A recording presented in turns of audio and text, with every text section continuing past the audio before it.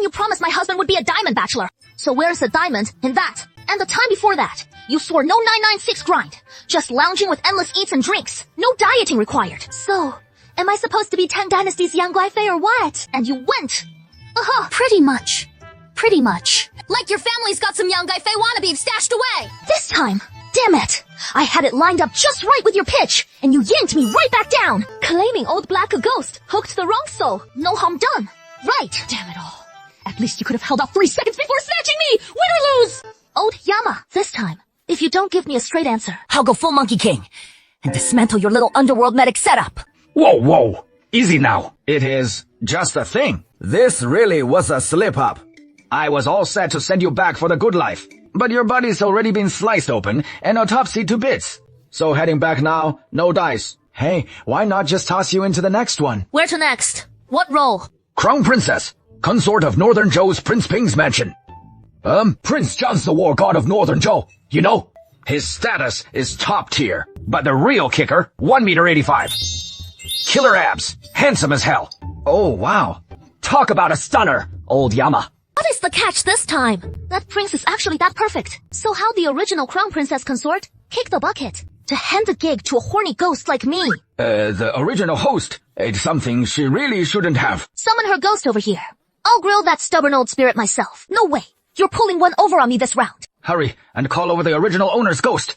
Dad, that lady just downed Meng Po soup, wiping out her last 4 lives. This same old ploy doesn't even register as a fresh twist anymore. See, here. It is not that I wouldn't. We were just one beat too slow. I don't care. This time, you have to give me a guarantee. You can't deceive me like the previous 98 times. After all, I'm the most favored disciple of the Heavenly Medical Emperor in the Heavenly Court's health ministry. If you trick me again this time, once my master returns and my divine essence is restored, I'll have my master force feed you every last one of his potions. I bet with that chronic leg pain of yours, how you'll hold up in the underworld. She was originally the only female medical officer in the Heavenly Court, the darling of the health ministry, with many hobbies, handsome men, beautiful women, and fine wine, which have never changed over tens of thousands of years. If not for getting drunk and pinching the queen mothers, she wouldn't have been punished by the petty queen mother to endure 100 lifetimes of calamity in the mortal realm.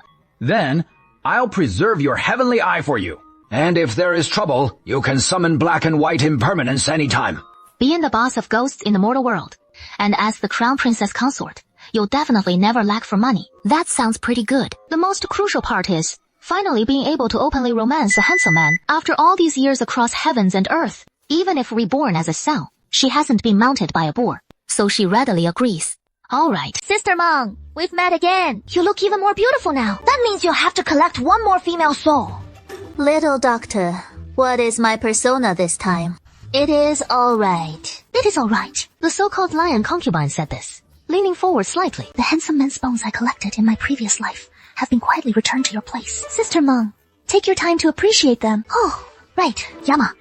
This time after retaining my heavenly eye, sister wants one. I'll have black and white impermanence. Bring one back for you when they're on duty. You little imp. He only granted you the heavenly eye, but you have no memories. And if you suddenly see those 2 ugly brothers, wouldn't you be scared to death? Oh, dear. But don't I have you, sister? Fine then. Drink this bowl of soup and go reincarnate. Thank you, Sister Meng. As Yu Qingguan took the soup from Meng Po's hands and drank it down with delight, glancing at the ghost behind her, she secretly felt smug inside. Humph. What you drink is called Meng Po soup. Mine is called poor, delicate, and luxurious. Ooh, I'm clocking out early today. Come back to Q tomorrow. The 28th year of Longji, in Qingfeng courtyard, dressed in a tattered wedding robe, the woman lying on the ground struggled to open her eyes. As she opened her eyes, a red phoenix tail flower appeared between her brows. She hadn't yet recovered her senses when a torrent of memories flooded her mind like millions of ants swarming in. Li Bu Shangshu's legitimate daughter, Su Qingguan, aged 16. Her half-sister Su Qinghei, jealous of her talent and beauty, one night disguised as a ghost to push her into the pond. After being rescued, she developed a high fever, and from then on, she was deemed mad. Sometimes lucid, sometimes not. Heir apparent of Prince Ping, Xiao Jingqi, aged 24. Years ago, set out on campaign to rescue the crown prince, only to be struck by the enemy's castrating poison. His skin erupting and rotting, pus oozing sores all over his body, with a gruesome poison blotch marring his face. It is said he was maimed below, utterly impotent. That Xiao Jingqi plummeted from war god to worthless cripple, once humiliated by a woman. His temperament twisting ever since, lashing out with beatings or curses at anyone in sight, harboring a sadistic streak toward women. The original owner was dosed with knockout drugs at her stepmother's command, ferried over in a rickety old sedan chair, then dumped in this decrepit hovel. The door locked behind her, but the dose proved too strong, and with the original owner harboring scant will to live in the first place, she simply keeled over and died. Damn! This rotten luck! What a gullible fool. I am... Lang. My little sister, since you and I are so deeply fated, you'll go on and reincarnate peacefully. And from here on, as your big sister, I'll settle the score for you. Make the best of it since it has come to this. First off, time to sleep. Once you're rested up, tomorrow brings more wolves at the door. The click of the door lock echoes from outside.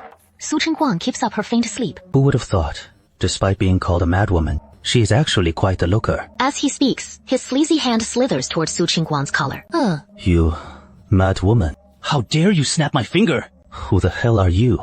Of course, I'm your husband. Xiao Jingqi, heir to Prince Ping. Didn't expect the Satu family to dose you with that much sedative, and for you to wake up so soon. So, you're Xiao Jingqi? Su Qingguan sizes up the man before her, 1.6 meters tall, 160 jin, with blotches of black spots scattered across his bare arms, a black half mask shrouding his face, and the exposed half looks anything but handsome. I've never had a taste of madwoman yet. So, if you serve me nicely, good, we'll make this wedding night complete, and I'll let that little incident slide. No sooner do the words leave his mouth than Su Qingguan's eyes fly open, and she kicks him flat on the floor, swings the chair at her side, and smashes it down hard on Zhao Lai. I can't kill myself, damn it! But I sure as hell can send you to meet old Yama. And when you get to the underworld, pass this message to the king of hell. I'll settle this debt with him in due time. You madwoman. You little whore. How dare you lay hands on the air? I'll skin you alive. Damn it. So fat his neck has disappeared. Back when I was 1.85 meters of chiseled abs and killer charm. Su Qingguan takes a deep breath. I originally thought he was just short and fat. Who knew the real killer was how ugly he is? You little psycho.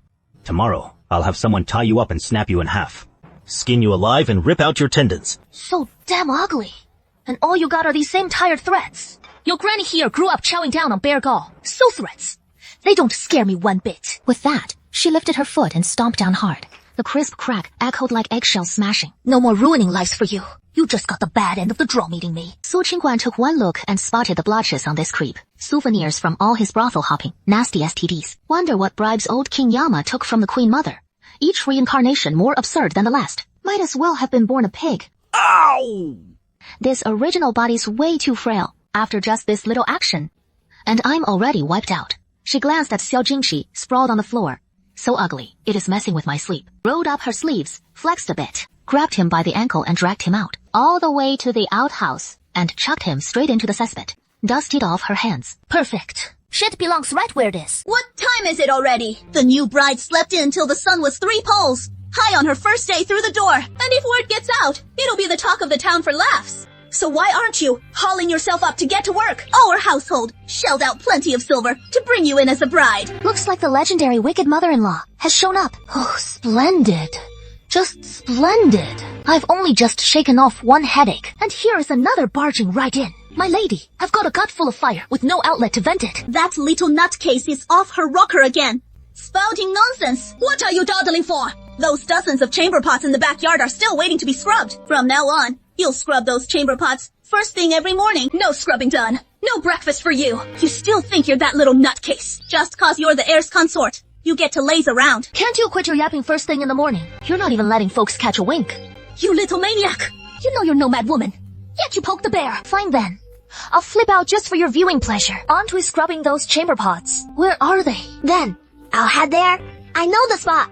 I'll show you the way. Out of nowhere, a little radish-headed kid popped up at the door, clad in rags, patched up every which way. Clearly one of those house-born servant lads. Su Jingguan seized the old crone by the hair and dragged her out with a fierce yank.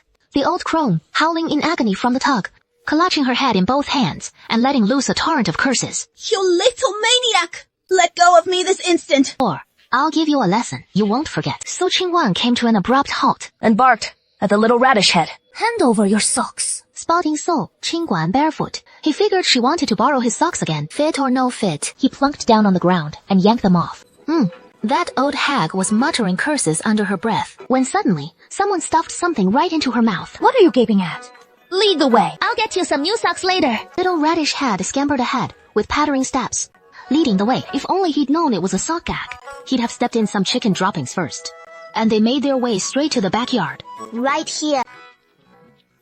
There is water there. Ever heard of a dry wash? Little Radish Head shook his head. Today, I'll show you exactly how it is done. Su Qianwen hauled the old servant over to the tool shed, shoved her head into the flue, 3 twists to the left, 3 to the right, shake it up and down 3 times, then on to the next step. What else does she make you do every day? Chopping firewood, cleaning the pigsty. Where is the pigsty? Take me there. With that. She grabbed the old servant by the ankles and dragged her forward. Little Radish Head scampering ahead to lead the way, faster than before. Reaching the pigsty, Su Qingguan hoisted her up and tossed her right in, then dusted off her hands. All right, let's go eat. It is not mealtime yet. No food at this hour. Don't you folks eat breakfast here? No big deal. We only have the 1 midday meal anyway. Where is the kitchen? Sister, I'll take you to the kitchen. Master, Wang, the lady wants that roast chicken. Why isn't it ready yet? It is all done already. Sitting in the prep area. I'll grab it for you right now, ma'am. That is weird. I swear I left it right here. How is it vanished? I bet you're just being lazy and didn't even make it. Nanny Chow, please don't accuse me wrongly. When I was slaughtering the chicken this morning to prep it, Nanny Zhang saw the whole thing. Nanny Zhang, that old servant's probably off slacking somewhere again. Haven't laid eyes on her all afternoon. In the little veggie garden of Qingfeng Courtyard, 1 big and 1 small were intently stomping away at the chicken meat in their hands. I told you, Little Radish is no ordinary kid. This Pingwang mansion treats its servants this harshly every single day. This isn't Prince Ping's mansion. What did you say? This isn't Prince Ping's mansion. What is going on if this isn't Prince Ping's mansion? I've been reborn into the wrong body. The original owner's memories are spot on. I was supposed to marry the heir of Prince Ping's mansion. What the heck is this dead young king up to? So where the heck is this? Who am I? This is the divine mansion. Your little nutcase. The nutcase stole it. It'll burn your skin. Don't eat. They're over there! Scheming! That little nutcase tied me up! Quick, run! Little Radish Head grabbed Su Qingguang's sleeve and bolted, rushing into a room and slamming the door shut. Hey, why are you running? Brother, mother, concubine, what trouble have you stirred up this time? Su Qingguang stared at this chaotic spectacle, still unable to make sense of the situation, when the woman from outside burst in with a throng of matrons and maids. Sister-in-law, what on earth is happening? What mischief has Ruyer gotten into now? What sort of disaster is this? He dragged this lunatic along and took the rope Zhang Momo was using to tie her father-in-law to have him tossed into the pigsty. And as for this little madcap, last night he gave young Master Guang a thorough thrashing and shoved him into the latrine. If the guards by the young master's side hadn't spotted that strange stone, who knows how long he might have lingered in there. My poor young master, from cradle to grave. When has he ever endured such humiliation? I demand this little madcap take the blame for it all. Those 2 behind you. One is our imperial consort mother, and the other is my brother, who is none other than your husband, Xiao Jingqi. We're temporarily residing at Uncle Shen's estate. The lady before you is Aunt Wang, a real termagant. You stole her roast chicken and then beat up your cousin Shen Heguan. Now we're in for it. You little brat! Who are you calling a termagant? Was it you who put this little rascal up to all this? Sister-in-law, please don't be angry. Rua has indeed been far too naughty. For the stolen roast chicken, once the prince's monthly stipend arrives, we'll make it up to you. As for Zhang Mama, I'll go apologize to her personally. Mother consort, hold your tongue. As for Qingquan, she suffers from wind disease, as you all know. From now on, I'll keep a close watch on her, and she won't set foot outside Breezy Courtyard. I'll have the prince summon an imperial physician to treat the young master. Summon an imperial physician? No matter how skilled! They can't restore that part of him! Do you have any idea this little lunatic crushed the young master's manhood with his own foot? As for the prince's stipends, they probably won't even cover the cost of those ice blocks. Su Qingquan finally realized that the bed was made of profound ice. No wonder the entire room felt like a winter's biting frost. Turns out, that man last night wasn't Xiao Jingqi. It was Shen Heguan impersonating Xiao Jingqi. He wanted to bed me. And that old hag this morning wasn't the Pink Princess either, but a mammy from the Shen household. Here. This jade for the aunt. It should make up for today's roast chicken and Mammy Zhang's losses. Auntie. I can let it slide with him, but when it comes to official business, I will make this little madman pay with his life. I'd like to ask you, Aunt. My mother had her confined to prevent the crown princess from going mad, specially locking her up in the back room of Qingfen Courtyard for the time being. What was my cousin up to in the dead of night? And how did he get inside? Who else witnessed that it wasn't the heir who struck the blow? Shao Jing is wearing a mask, his face obscured from view, but his tone is so icy, it sends chills down the spine. Wang is momentarily speechless. I want to think this through carefully. Slandering Crown Princess Jiyu is a crime worthy of exterminating 9 clans. Today, I'll chalk it up to my own bad luck.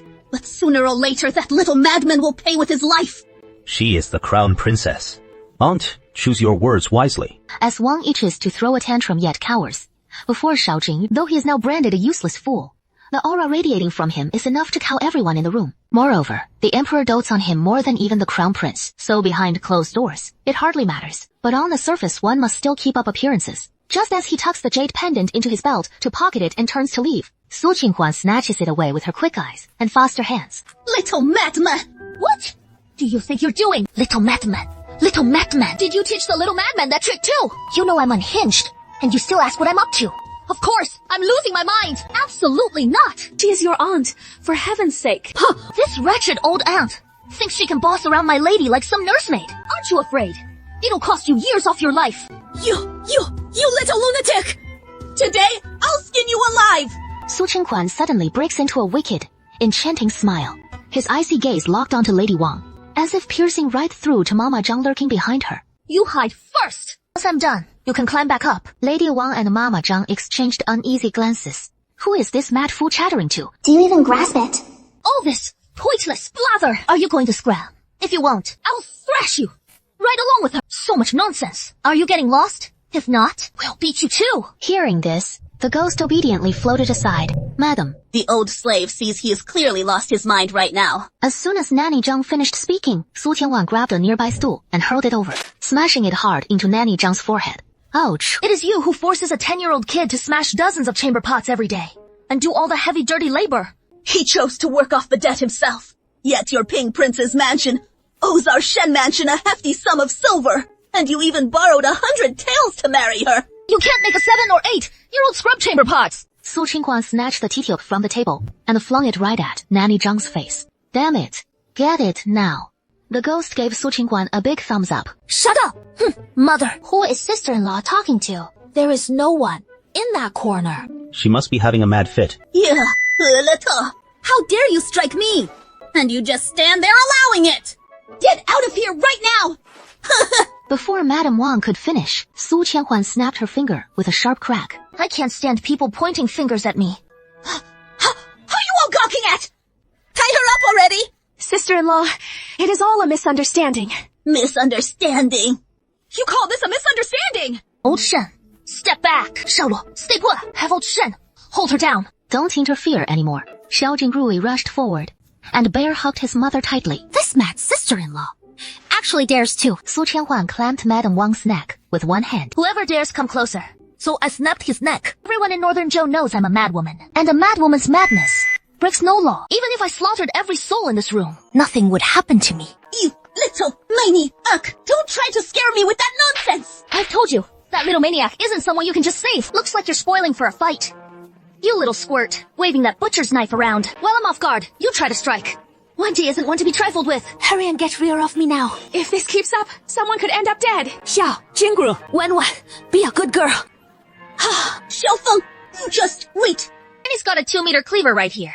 And I'm sitting pretty, waiting for you. Aunt, I want some water. Concubine O will go boil some water for you right away. After Princess Ping steps out, Su Qingguan pays no mind to the other two and shoots a glance at the ghost lurking in the corner. Why not go reincarnate peacefully instead of haunting this manor like a lost soul? I'll exercise you all the same. You've turned into a wild ghost already, and you're still out here making threats. Isn't this whole manor built to deal with the likes of you? The ghost suddenly drifts towards Su Qingguan with vicious intent, aiming to terrify her. But before it can close in, the phoenix tail flower on Su Qingguan's forehead wounds its soul. It recoils again and again. You're a fierce ghost. I was trying to help you out of kindness, but you won't have it. So, just get lost. Just wait until after those 49 days, when you become a lonely wild ghost, unwanted by the 3 realms, and rejected by the underworld. Scram! Just arriving here, which of you can clue me in on what kind of twisted plot this really is? Why is the whole family crashing at the divine mansion like this? That bargain, mother-in-law, doesn't strike me as a bad sort at all. This bargain husband of mine still needs some vetting. You're clear-headed right now. While I've still got my wits about me, spill it quick. Next time it flares up, you won't go biting the wrong person. Xiao Jingshi stayed silent, but Xiao Jingri dove right in with a barrage of 8,887,788 and laid it all out, and Su Qingguan pieced together the full 5,566. Xiao Jingshi's condition requires him to lie on the mystical ice bed in a freezing chamber every day just to ease the agony. Transporting the mystical ice is no easy feat, each haul draining a ton of manpower and silver. 4 straight years of this have left Pingwang Mansion insolvent, debts piling higher than the assets. In the end, they had no choice but to mortgage the mansion itself and take up borrowed quarters in the Qingfeng courtyard at Princess Ping's family divine mansion. So what is the story behind that rumor of you abusing your son-in-law? It is all down to that aunt. Her son's been pulling the strings. He haunts the brothels, snatching women off the streets. And if they put up a fight, he subjects them to all sorts of humiliations. Then tosses them out on their ear. But he always shifts the blame onto his elder brother. Those poor women, once they've been through the ringer, wouldn't dare cross him. So they refuse to speak up for the brother. And before long, the tales just spiral into utter nonsense. So what kind of status does this auntie's family really hold? They can torment the common folk like this, and nobody lifts a finger. Status, you say? That is just code for official rank. What rank does your uncle hold then? Or whatever clout he has got. Minister of Justice. That sniveling little upstart. Tell me straight, how much silver did Pingwang Mansion mortgage away in total? Go ask Mother. Mother knows exactly why. Wan's prying into this. Just hole up in this courtyard for now, and look after yourself. Everything else is here. Mother, and your father too, don't worry. One day soon, we'll move back there for good. These words seem meant for Su Qingguan, but they're really for Xiao Jingshi.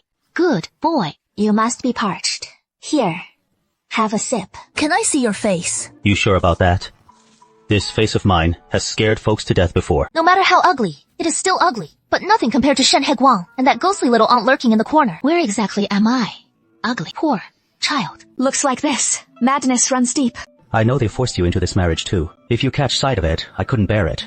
I can draw up a letter of divorce for you. You can still stay here. If one day your illness eases, you can wander to the ends of the earth, wherever your heart desires. If you can accept me, I vow to cherish you for the rest of my days. You don't mind my madness. You and I are both souls of misfortune. If you hold no disdain for me, how could I ever turn that on you? As for disdain, it would be you having cause to disdain me. Princess Ping listened to her son's words. She couldn't help wiping the tears from the corners of her eyes. Only she knew the depths of her son's inner torment. From the war god revered by all, fallen to a wretched invalid needing aid for every meal, every breath, every bodily need. If not for her and the prince, this child would have sought death long ago. Then, let me take a look first. Then, I'll decide. Xiao Jingshi clenched his fists. Slowly, he reached up and removed the mask. Su Qingguan gazed as the mask fell away, revealing a vast expanse of black and crimson poison scars. Like venomous serpents slithering and gnawing relentlessly, grotesque and terrifying. Yet the untouched side gleamed with fair, striking handsomeness. Seems I wronged the old king of hell after all. If this young man had escaped the poison, he'd be a peerless beauty without doubt. And this flawless half of his face bears an uncanny resemblance to that man. Even his voice. You're not afraid. This is the first time in 4 years, beyond his family, that I've seen in another's gaze not revulsion or terror, but heartache and longing. Yes, it is longing. Has anyone told you how to cure this poison of yours? Incurable. The only relief comes from ice sourced from frigid, barren lands, easing the agony day by day. Which means you'll be at the mercy of ice blocks for the rest of your life. Xiao Jingshi closed his eyes and said nothing. Su Qingguan gazed at Xiao Jingshi, looking so utterly pitiful. Time to lend a hand to this bargain of a husband. He ought to be grateful. I don't mind that the original owner was a lunatic, but most importantly, being so cheap, how is he supposed to get by like this? This is already my 99th life, so it is about time he got a taste of it. But tomorrow, I'll head to the market for a set of silver needles to draw out your poison. Forget that nonsense about ice for pain relief. It only delays the inevitable spread of the toxin. A problem 2 needles can fix, while the whole family bankrupts itself hauling in troops. That aren't saving lives. They're delivering death. Instead, you can really detoxify it. He asked, then let out a self-mocking chuckle as if struck by a sudden thought. How foolish of me. How could you possibly unravel the world's incurable poison? Do I look like a mad woman to you right now? Since you're my husband, I'll come clean with you. I'm an immortal, and this poison, crafted by my own disciples and their descendants. What? You don't believe me? Believe you like I believe in big-headed ghosts. Alright then, go get some rest. A little exertion like this is nothing taxing. This was just a warm-up. Now, I need to figure out how to redeem Prince Ping's mansion. Since your uncle's family Feng shui is all off, and we can't linger there forever. The feng shui at your old uncle's place isn't good. I can't stay alone too long. He wasn't spouting nonsense. I've spotted more than just this one ghost since morning, plus 7 or 8 vengeful spirits drifting around the courtyard. He is not afraid at all. But for an ordinary mortal like Xiao Jingqi, lingering too long in a courtyard heavy with yin energy, it'll start wearing on you. Xiao Jingqi chalked it up to madness and wild ramblings, yet he humored him with dead seriousness, since he desperately wanted to move out himself, at least whenever father was away, so he wouldn't have to watch mother and Ruer toiling away at grueling chores, and occasionally endure the servants' sour attitudes. This jade pendant of mine is worth 3,000 taels. You can pawn it. Take it quick. I'll brainstorm another plan. But first, you have to tell me how much silver the manor was mortgaged for. I recall the manor wasn't pawned to a shop, but to that notorious money house, mortgaged for 5 years. After interest, they netted about 80,000 taels. Su Qingguan did some quick math in her head. 10 taels of silver roughly equals 10,000 yuan. So that is 80 million. And that is after deducting the interest. Holy smokes, that is a full-blown mansion right there. But then reality hit, and she deflated again. Where on earth was she going to scrape up 80 million? Su Qingguan sat there frowning, head slumped in frustration, when a creepy chill of yin wind brushed up behind her. I don't have time to deal with you right now. Buzz off. Su Qingguan shot back without even turning around. I can give you banknotes. Not valid here. I mean actual human world banknotes, not underworld vouchers. Nice, little imp. Pull up and let's hear the details. I can give you 80,000 taels, but you'll need to cover 90,000 taels for me. Deal. The ghost readily agrees to Su Qingguan's terms. Oh no, the medicine's short. Who knew it was such a wealthy ghost? Xiao Jingqi watches Su Qingguan mumbling to herself, a flicker of envy crossing his face. At least, she seems utterly content in her own little world. Go ahead. I was the young master of the herbal medicine shop at East Lane. I happened to meet Shen Heiguang. He learned that my family possessed a 1,000-year-old snow lotus. He claimed someone in his household was gravely ill, wheedling and pressuring us relentlessly to sell it to him. My father figured it was just a dead thing sitting idle. Better to use it to save a life. So he sold the snow lotus to him at a bargain price. But when I went to his door to collect the silver, he denied ever seeing any such snow lotus. He even had his men beat me senseless with clubs and throw me out. In the chaos, I was shoved hard onto a jagged rock. So you'd rather your soul scatter to the winds than be reborn? I did intend to be reborn, but that vile beast actually chose the 7th day after my death, when my soul was set to depart, and I led a squad of officers to my home, claiming I owed him for a 1,000-year-old snow lotus that I couldn't repay, so he demanded my parents hand over 1,000 taels of silver as compensation. My parents, heartbroken over my death, and now this false accusation, refused even unto death. So he had the authorities drag the 2 elders into prison. If they wouldn't sign and affix their seals, they'd face execution after the autumn assizes. All their property would be seized. How exactly do you want me to help you? Go berserk and slaughter them all? No. I want you to rescue my parents from there, and then tell them that their son is unfilial, unable to care for you both in your old age or lay you to rest. If you would, please look after them from time to time on my behalf. In return, I offer you all my silver notes. But you're already so wealthy. To tell you the truth, every medicine shop in the capital is mine. They're simply registered under different names. Not only to monopolize the trade, but also to evade risks. Not only does he monopolize everything, but also dodges every risk.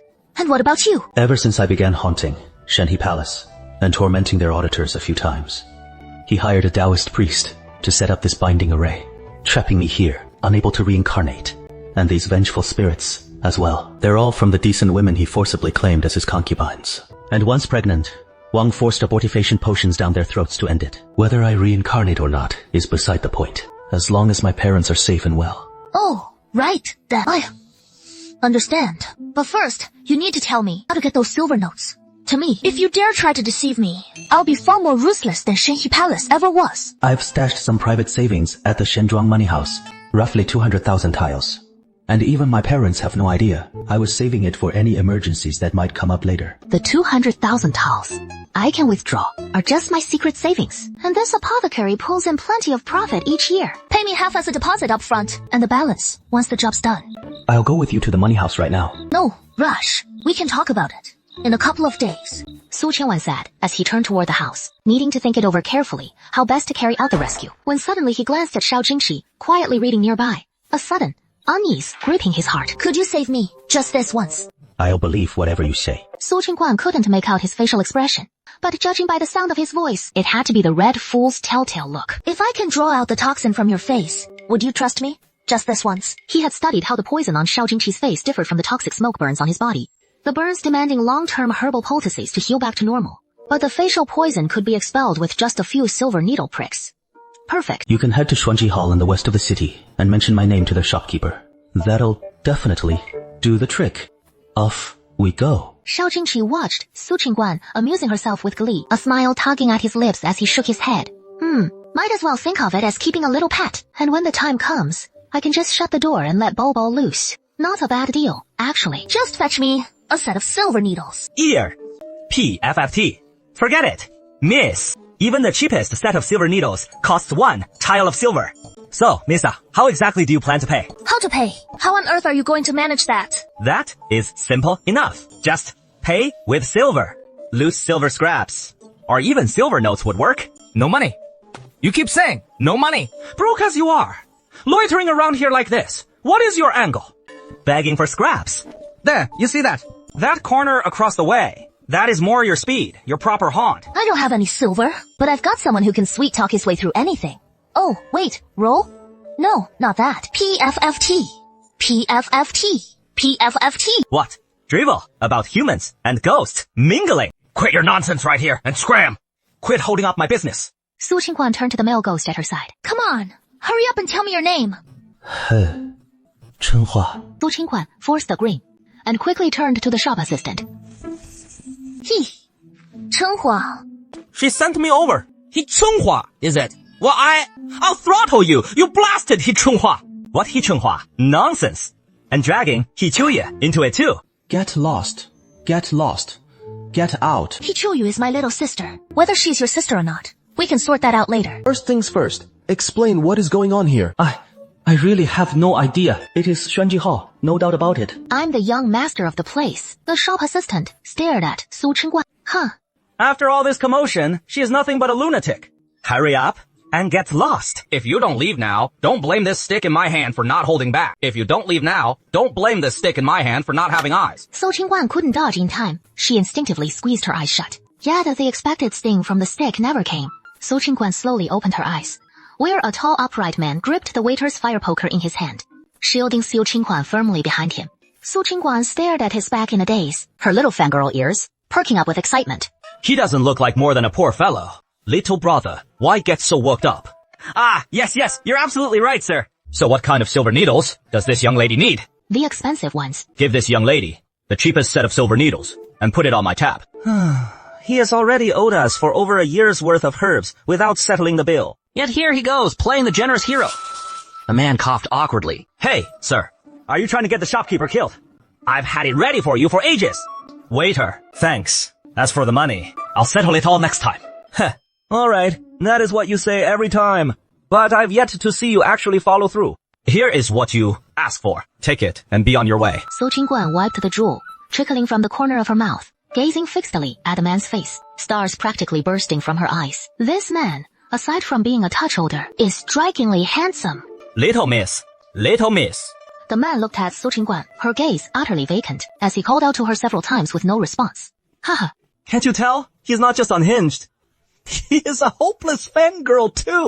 All right, little miss, hurry back now. And touched his belt again, pulled out his last 3 copper coins, and placed them in Su Qingguan's hand. Su Qingguan gazed at the copper coins in her hand, pulled the man's hand, swiftly drew out a silver needle, and plunged it into the tiger's mouth. Handsome, uncle, these 3 copper coins will serve as your consultation fee. Hey, there. Our young master fetched those herbs, but not for himself. You lunatic, going against the grain. Already swindling the young master. See that? Don't you? Aren't you just paying for trouble? No matter. She is just a pitiful child after all. And said softly to Su Qingguan. In that case, thanks to this little physician. Su Qingguan knew they didn't believe him. This handsome uncle is just too kind-hearted, humoring him. Wait 2 days. Once your headache is gone, come thank me then. With that, she sauntered out carefree, the man behind her, his eyes flashing with slight surprise. Su Qingguan clutched the 3 copper coins, and between buying socks and candied hoss, she unhesitatingly chose the latter. I can only emerge twice a day. If I stay too long, those talisman curses will torment me worse than death. The Immortal Society's priest, awaits you. You'd better explain properly what this lesser fire origin is all about. I truly didn't deceive you this time. I've been dead for a whole month now. I wonder if something's gone wrong at home. Could you go to the He residence and check on my sister? By rights, she should be fine if something's happened at Xuanji Hall. My sister probably wouldn't go there.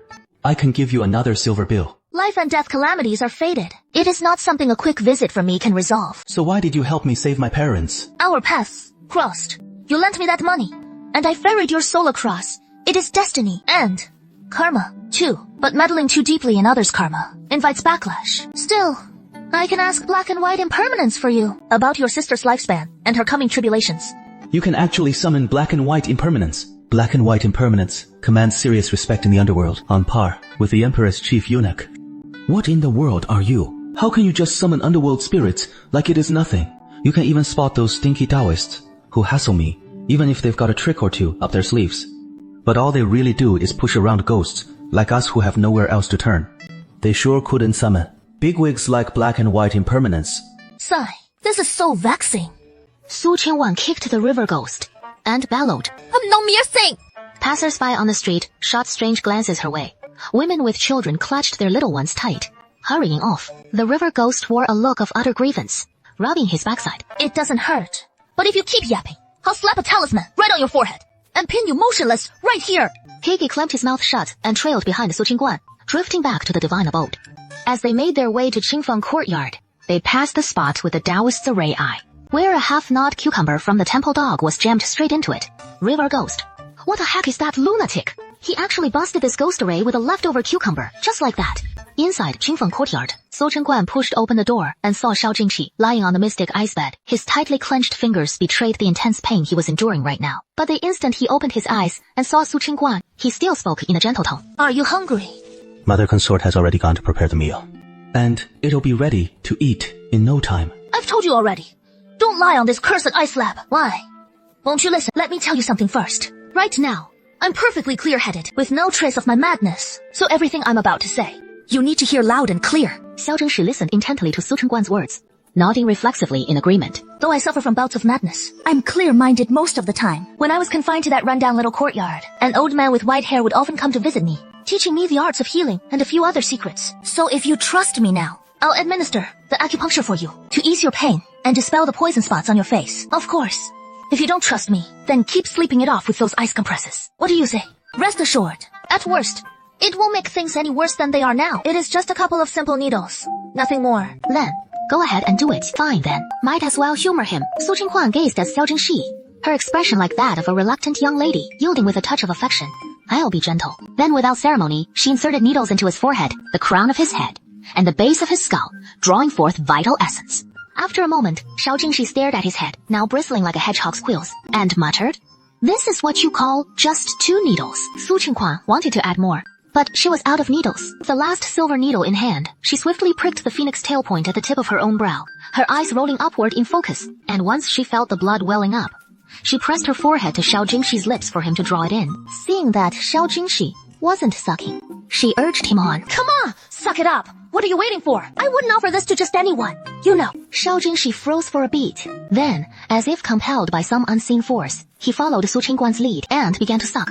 Obediently. Hey, that is it. Take a good long draw. Your body is so frail, vulnerable to the erosion of the infant spirits haunting this mansion. Drink a bit of my brow's vital blood. It'll safeguard you.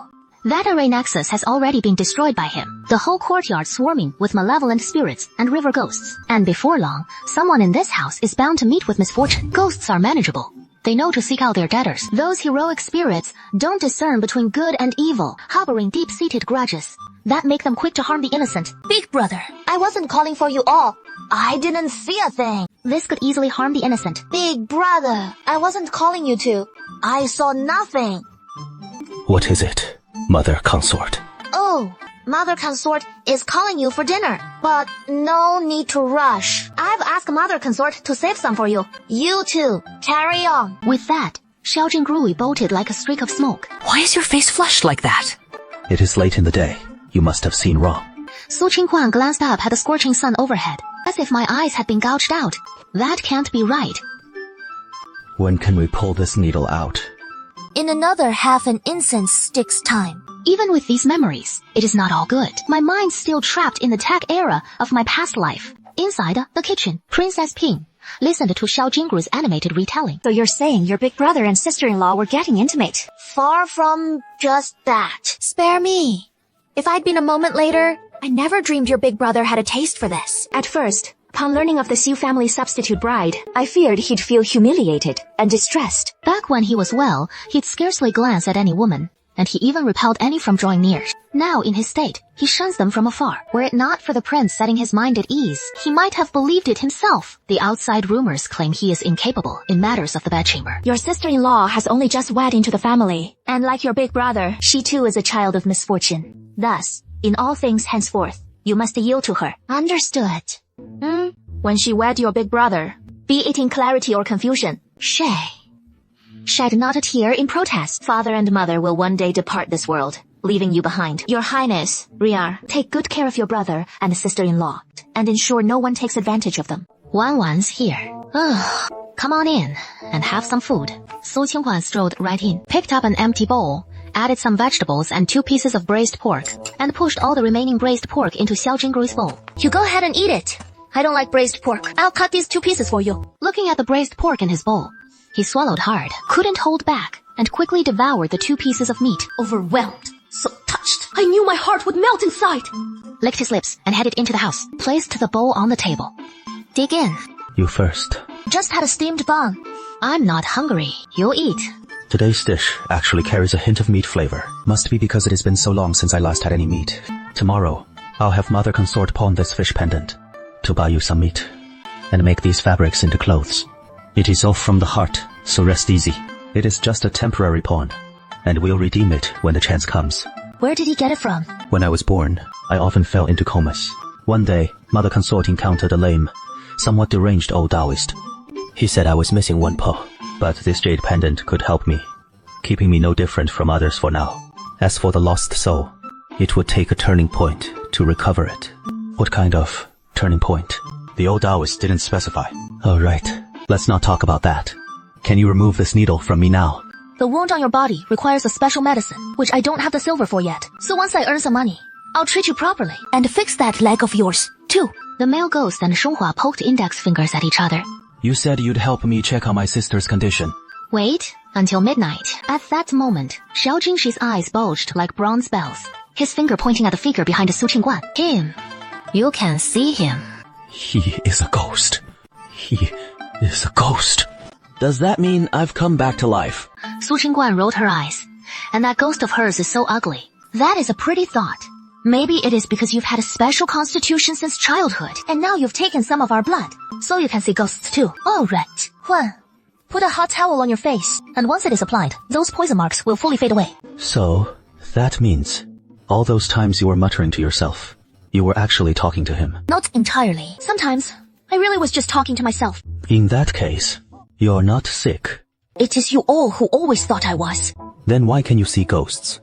And why can I see them too after tasting your blood? The rumors say you're terrified of ghosts, don't they? Put that curiosity away for now. I woke up after falling into the water that year too, and suddenly, my bloodline awakened. Not only am I not afraid of them anymore, I can actually see them. In other words, you're perfectly healthy. Heaven's secrets must not be divulged. No more questions. Why would he hurt himself like that?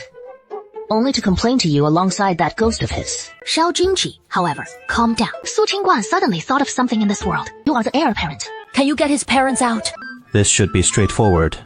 But I have one condition. Whatever it is, when black and white impermanents show up at night, can I watch from the sidelines? As long as you're not scared. I never imagined ghosts were really real. Don't even start. This world is full of wondrous things. First, tell me how we'll get his parents out. Has Shen Heiguang ever given you any receipts or the like? No, receipts. I originally thought it was a friend. So, I didn't let him put it in writing. If there were evidence, we could demand their release outright today. Without evidence, it would be unwise for this heir apparent to act so brazenly. But rest assured, I shall dispatch a letter to ensure your parents come to no harm in prison. As for clearing their names, we shall take the long view. Can we summon black and white impermanents now? Are you sure you want to see them?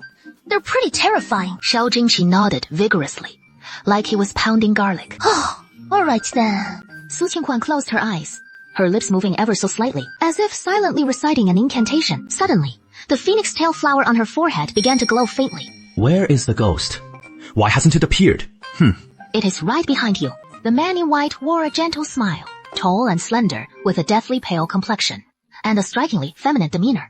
The man in black had a cool, aloof expression, with crimson eyes, black lips, and a slightly darker hue to his skin. They look more handsome than I imagined. If you ever laid eyes on old King Yama, that devilishly alluring figure, you'd realize handsome is too tame a word for the likes of them. Where are black and white impermanents? You summoned them just to check out their looks. What brings this little earthly official to summon us? I need you to look up someone. For me. Her name is Hichuyu. Oh, right. Ichuyu. Let's check her allotted lifespan and all the tribulations she'll face in this lifetime. The Book of Life and Death is in King Yama's hands. How are we brothers supposed to access that? A sly trick. Pull out the duplicate from your bosom. And for us impermanence duo, empty-handed as always. So we had to make the Book of Life and Death appear in our hands. This person has done good deeds her whole life. She has 71 years of allotted lifespan remaining. The late is the major tribulation.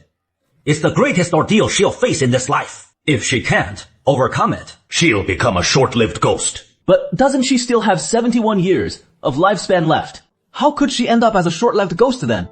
The allotted lifespan in the Book of Life and Death is just the initial decree. It can change later based on whether one accumulates good or evil deeds throughout life. For instance, if you perform a good deed today, originally, you might have only lived to 50, but ended up living to 60. Conversely, doing evil brings the same consequence. One's lifespan will be shortened. My fate is mine to shape, not heaven's to decree. Oh, wow.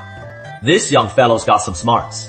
He even knows the opening secrets of the Book of Life and Death. Ah, I see. Got time for a trip to the underworld. My treat for dinner. Roasted evil ghost skull. Coming right up. My fate is mine, not heaven's. Oh, this young guy's got some spirit. He even knows what is on the first page of the Book of Life and Death. Got it. Got time to swing by the underworld sometime. I'll treat you to a meal. Grilled evil ghost head stew. On me. Su Qingguan shoots back a chilling glare. Oblu, oblu, oblu, ow. No rough stuff in the gentleman's grotto. Hey, if I'm not mistaken, you've still got over 60 years of lifespan left. Getting nabbed this time shouldn't have cost me my life. Even down in the underworld, they'd just send you right back up. But you're so fixated on revenge. You've gotten yourself stuck here, and that is what has really done you in. Now you're just a wandering, lonely ghost. First off, let's talk about Hichuyu. What is the calamity lined up for her this time? This is the preliminary draft. She gets sold off to Qinglong. But if someone rescues her, it'll turn things around. And if no one does? If no one's there to save her, she'd rather swallow gold than end up as some plaything relic. Swallowing gold. You know? This lady's got some serious guts. But damn, your family's loaded, even in death, going for the gold swallow. Little garment clerk, if there is nothing else, US brothers will head out first. We've got a mountain of work piling up. About her death. By rights, she should be coming back with us. Uncle, I'm not going. I haven't even seen my parents safe yet. I'll die before I go with you. Get lost. Easy now. Easy. You're already dead. So who exactly are you? Threatening. You guys go on ahead. I'll get her to the reincarnation office before the 49th day. Old Yama says, if anyone asks, it is family business. The ghost is sticking around for now. Black and white impermanence. Upon hearing this, can only let it go. After black and white impermanence leave, Su Qingguan stares at Xiao Jingshi and says solemnly, now you fully believe it, right? Can we join forces now? And stop treating me like a lunatic. The corners of Xiao Jingshi's mouth curve up, gazing at Su Qingguan without a word. Who would have thought he'd married a real gem? Hey. There is still a ghost here. Do your eyes really need to be that gooey? If you don't say anything, I'll take that as us being on the same team. My wife and I are already as one. So what is this talk of uniting or not? As long as my lady doesn't mind me like this. Not at all. Not at all. I'll give you my all. We're not exactly soulmates, but we're definitely top tier together. Young master, Yaqing, take these 2 letters. One to the Crown Prince in the Eastern Palace, and the other to Minister Lo Shi of the Dali Temple. I never imagined you'd have such a cool, aloof guy by your side. Yaqing was picked up by Father Prince when he was just a boy, and we grew up together. He keeps a close eye on my safety and that of our loved ones at all times. So I'll have him check on Chuyu's situation tomorrow. Ever since the trouble started, and the prince's mansion fell on hard times, Father Prince and Mother Consort dismissed all the servants in the household, granting deeds of manumission to those with families, so they could return home, and making arrangements for the ones without. As for the closer friends among them, the long-time elderly mammies in the mansion, or simply given silver to live out their days in retirement. But Ye Qing refused to leave no matter what, insisting on protecting me in secret and taking on some side gigs to make ends meet. Lately, he has been working at the capital's grandest brothel, the Drunken Immortal Tower. Working in a brothel? As what? A bouncer? Doing makeup for the girls, henna, manicures. You mean he does makeup and manicures for the ladies of the night? Ye Qing's always had a meticulous touch, and besides his exceptional martial arts talent, he is even quicker and better at the arts of cosmetics and adornment. Plus, he has never had wandering eyes for women, so the girls in those pleasure houses absolutely adore him. Sometimes, they even fight over booking him. What a loyal servant, willing to take any job to support his master. But are you sure he is not, batting for the other team? Batting for the other team. Yeah, batting for the other team. Su Qingquan glances right at Xiao Jingqi's family jewels. Right there. Get it. Don't overthink it. He's as straight as they come. There is nothing between us either. You don't feel a thing for him. He might feel differently about you. Otherwise, why would he be so aloof with women? With a stunning beauty like me standing right there. And he just ignores her completely. His eyes are all on you. With a stunning beauty like me standing right there. She just ignores me completely.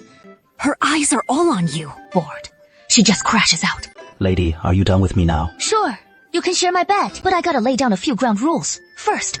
No worries. In my current state, I might want to do stuff, but I've got no strength for it. No big deal. I can take the lead plenty of other positions. To try besides that one. Wanna hear yourself talk for a sec? At least keep it discreet. Lady, your past lives were so full of twists and turns. How to put it? He's got the theory down pat, but zero hands-on experience. Yet. He'd love to give it a go, but Odiyama won't let him. No, clue why. Every lifetime, no matter what he reincarnates as, soon as things get intimate, he kicks the bucket right away. So this life, he is stuck just fantasizing in his head, too scared to make a move. Otherwise, Xiao Jingqi would have been hauled into bed by now, and we'd have run through every position already. What kind of books do you sneak peeks at anyway? Not just books, little films too. Those are basically live action tutorials. Forget it. Even if I explain, you wouldn't get the live action part. So Spiel, how is it demonstrated? Exactly. Who is doing the demonstrating for you? Those island country imps are ghosts too. Dead ghosts ain't the same as regular ones. Those are straight up humans. Oh. My gut's about to act up. Quit acting like some grinning ghoul. Watching the pair drift off, voice fading softer and softer, before finally floating into the auditor's quarters, free from the ghost ward's hold. Get ready to give this bastard a good old ghost oppression, and hit the king with another ghost. Time to shave? Your head? Big, baby. You haven't told me yet what you wanted to say. You'll know it for the rest of your life. With me looking like this, sleeping right next to you, doesn't that gross you out or scare you? Granny. I've slept out in a courtyard before. This is nothing. In a past life, I got reborn as a pig. Had to sleep in the pigsty, didn't I? And come Chinese New Year, I even got the honor of ending up on the dinner table. But to Xiao Jingqi's ears, her words took on a whole different meaning. Just how many hardships has this girl been through? When she has got real skills, and then got locked up as a lunatic for 4 whole years. 舒服. Su Shangshu. That is just great. Mother. Consort. Mother Consort just couldn't rest easy and came to check on you. My dear son. What is troubling you, Mother Consort? Your face. My face. Your face? It is healed. Chair, don't you even know? Could it be that after your intimate moment with Wanwan, the poison was lifted? Or perhaps you should read fewer romance novels from now on. Nonsense. When have you ever read such vulgar tales, Mother Consort? Otherwise, how else could your face have healed so suddenly? My dear son, why have you gone quiet? Mother Consort, let's step outside to talk. My dear son. Tell Mother Consort quickly what is really going on with your face and why it healed so suddenly. Xiao Jingqi pondered for a moment, then recounted yesterday's events to Princess Ping in detail. So, in that case, we've truly married a treasure in our family. Being with Wanwan can really heal your wounds.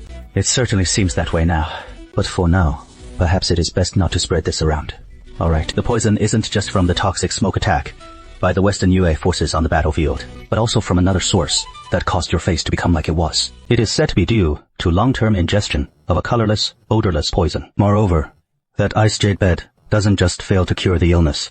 It actually accelerates the spread of the toxins within the body. It only makes the pain feel lighter on the surface. So, the ice jade method is... Xiao Jingqi signaled with his eyes to Princess Ping not to continue. Princess Ping immediately caught on, He knew well the adage that walls have ears, especially since they weren't even in their own estate. This is far more intriguing than any tale from a storybook. When the prince returns, I must tell him. Mother. 故事话，马上个怪兽，怕他是那个破晓斗实力，不假就把药个故事，贵州县故事话，故事的。Your father is no outsider. Rest assured, mother knows full well. Did your sister-in-law have you get up and leave? He found out about it in his room. On such a sweltering day, you couldn't even find a shady spot. Wan's here. Come on. The hot water's ready. Go and bathe. If you don't wash now, no one will want you. Indeed. It is time for a bath. Without any hesitation, she stripped down completely, right in front of Princess Ping. Oh, my. You silly child. You should at least be a bit discreet. Everyone's built the same. What is there to hide? The undergarment was sewn overnight by Mother Consort, tailored to your figure. The outer robe was handmade by your maternal grandmother herself before Mother Consort was married. It was barely worn. Later, when your grandmother passed away, I've kept it as a memento. Oh, and also the shoes as well. They should fit you just right. Wan, the size looks perfect. So, I brought them out. Make do with these for now. And in a few days, we'll get you a new set. Thank you, old Shen. Come play with us. She is quite a little beauty in the making. Old Shen. Your words echo Sister Cheng. Exactly. Is that the Chang'e from the chapbooks? Let me whisper something to you. Mother Consort often reads those chapbooks about divine romances too, and dreams of being an all-powerful fairy, goddess herself. As long as one stays true to kindness, there is a chance to ascend to the immortals. Wan's absolutely right. My big darling, I'm here for you. The handsome lad's here too. What brings you? Seeking the heir. I know you're here for him, so tell me, what do you need him for? Trouble. What is the matter? Petty matters. What matter? Can't be spoken. Can't you string together more than a few words? From last night till now, not once have I heard you speak a sentence longer than 3 words. Not even one full sentence. And you can forget about leaving this room. What do you need to see him about? To see my lady, the princess consort. Please don't trouble your humble servant. This servant still has duties unfinished today. Tell me, why the 3-word limit? Why only speak in 3s? Wan, Liu Qinghaoxi has business to attend. Let him go about it. If you've got matters, I won't hold you up. Why does he insist on those 3-word bursts? Xiao Zhengshi gazed at Su Qingwan, her crescent moon eyes, full of allure, her crimson lips curved teasingly. The vivid red phoenix tail flower at her brow, blooming like life itself, 3,000 strands of ebony silk, trailing down her back. Enveloped in a flowing white gossamer cape that evoked a goddess descended from the heavens. Why? So silent now. Speak properly, this time. I figured him for a stone-faced little overlord. Who knew he was just a little stutterer? Clever girl. That one. She clocked the 3-word quirk right away. Yaqing wasn't born this way. It began after the poisoning, when folks started mocking behind my back, and he couldn't strike back. A slip in the moment turned into this lasting habit. So it is all thanks to my big darling here. Wan, got a cure for Yaqing's little affliction. It is no lingering poison, nor some hopeless ailment. Though I do have just the remedy. If only he'd commit to it fully. Hail, mend! What method? Let me kiss you once, and I'll tell you. Give me one kiss, and I'll spill the beans. So, Daxia, can't we dodge the spooks for a sec? This eager anticipation in broad daylight. Am I still supposed to go through with it? Wan, quit messing around. Right now, Qing's just gotten word on He Qiuyu. Shizi. How is my sister doing? It was Qing, the top courtesan at the Drunken Immortal Building, who got the scoop on your sister. The old madam at the Drunken Immortal Building was forcing her to take clients. And when Qing rushed over, she was just about to swallow the gold bar she'd hidden away. Later, Qing reassured her, your girlfriend's friends will come save you. Your parents are getting out with you too. For now, everyone's out of immediate danger. What about my family's apothecary? Did my sister mention the apothecary getting raided, with all the herbs and ledgers seized? Young, Master, Qu Sheng and Go Jian have mostly fallen into their clutches by now.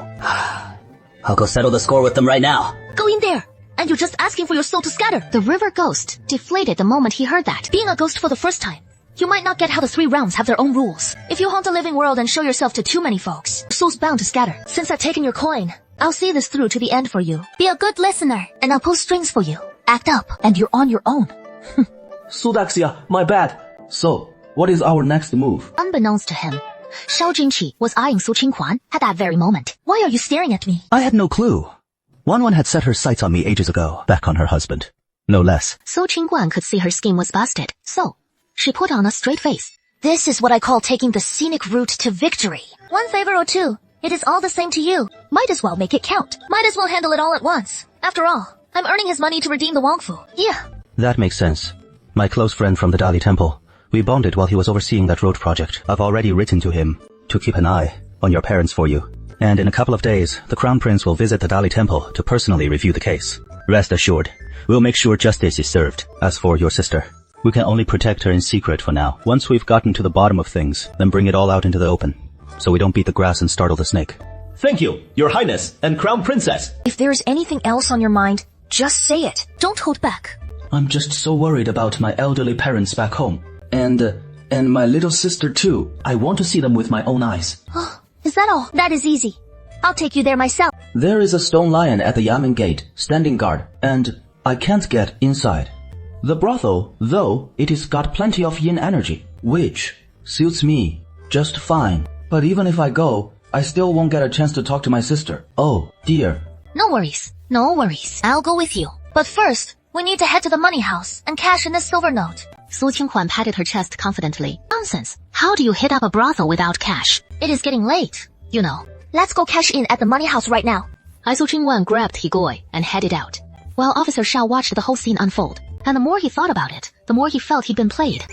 By the time he snapped out of it, Su Qingguan had already dragged Higi out of the yamen. Hero, Su, you really think it is okay to trick the young lord like this? Higi felt a pang of guilt. After all, the young lord was trying to help him, and could be considered half a benefactor at least.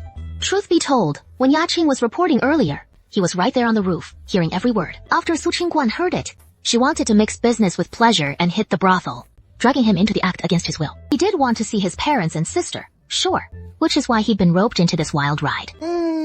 Zip it. Don't you want to see your folks anymore? He is just worried.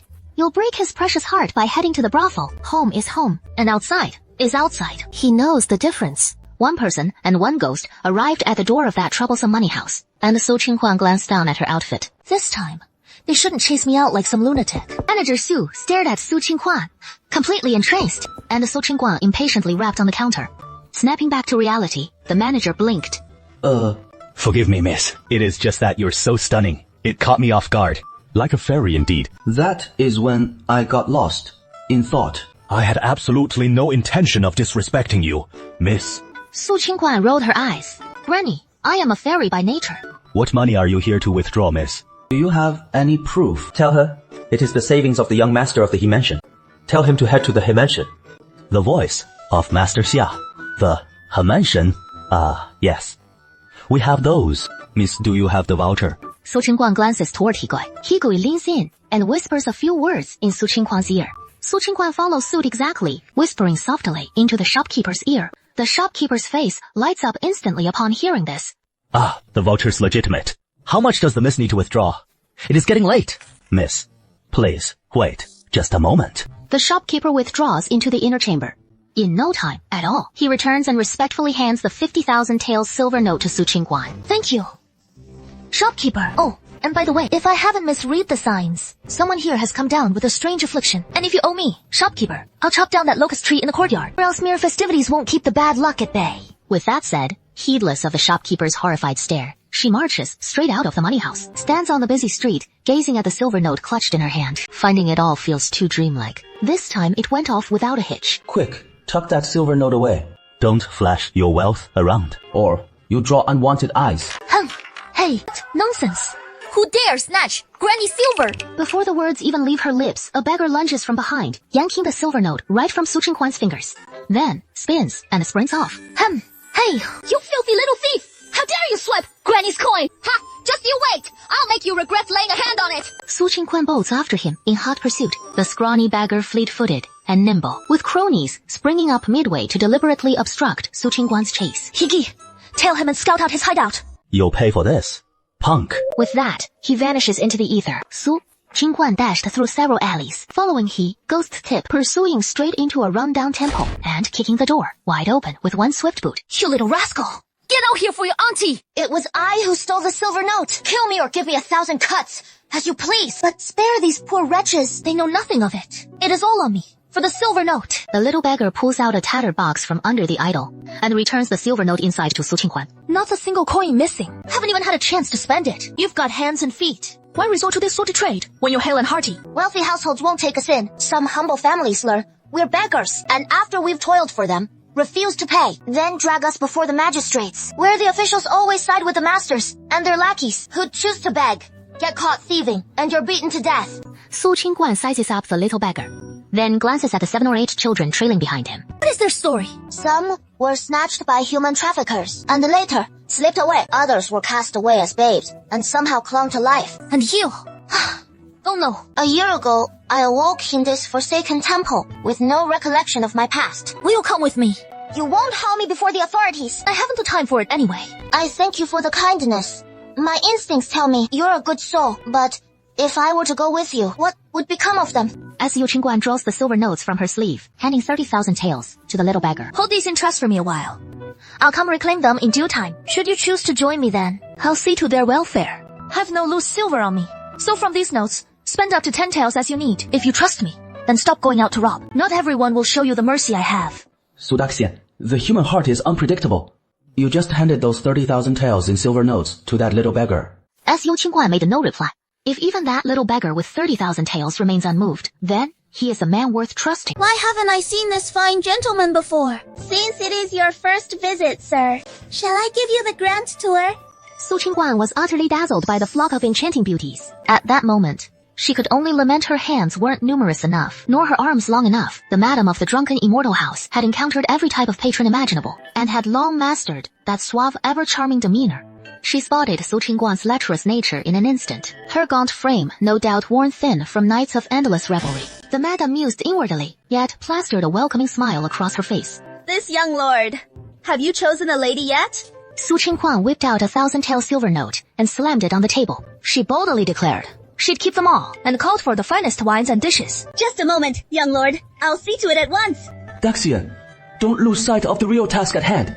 Su Qingguan reclined languidly amidst a gaggle of plump and svelte sirens, caressing this waist here, giving that bottom a playful pinch there. Daxian, Crown Princess, don't get too carried away with the fun. Who summoned the madam? Anyway. What further commands does this young lord have? Surely you have more girls on offer. These are the cream of the crop at our drunken immortal house. Is the young lord displeased? Not displeased, exactly. But this young master fancies the spirited, stubborn types.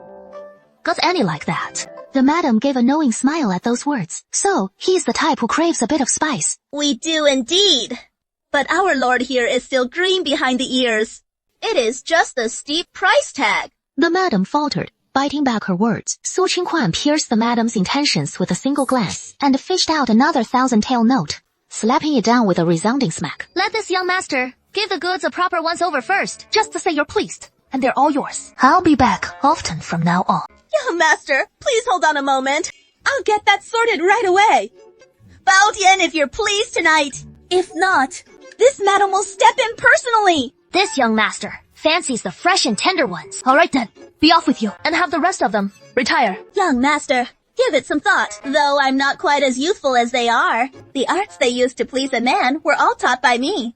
Girls obediently stepped away from Madame Su Qingguan. With each one departing, Madame Su gave their behind a playful pat, then blew a flirtatious kiss.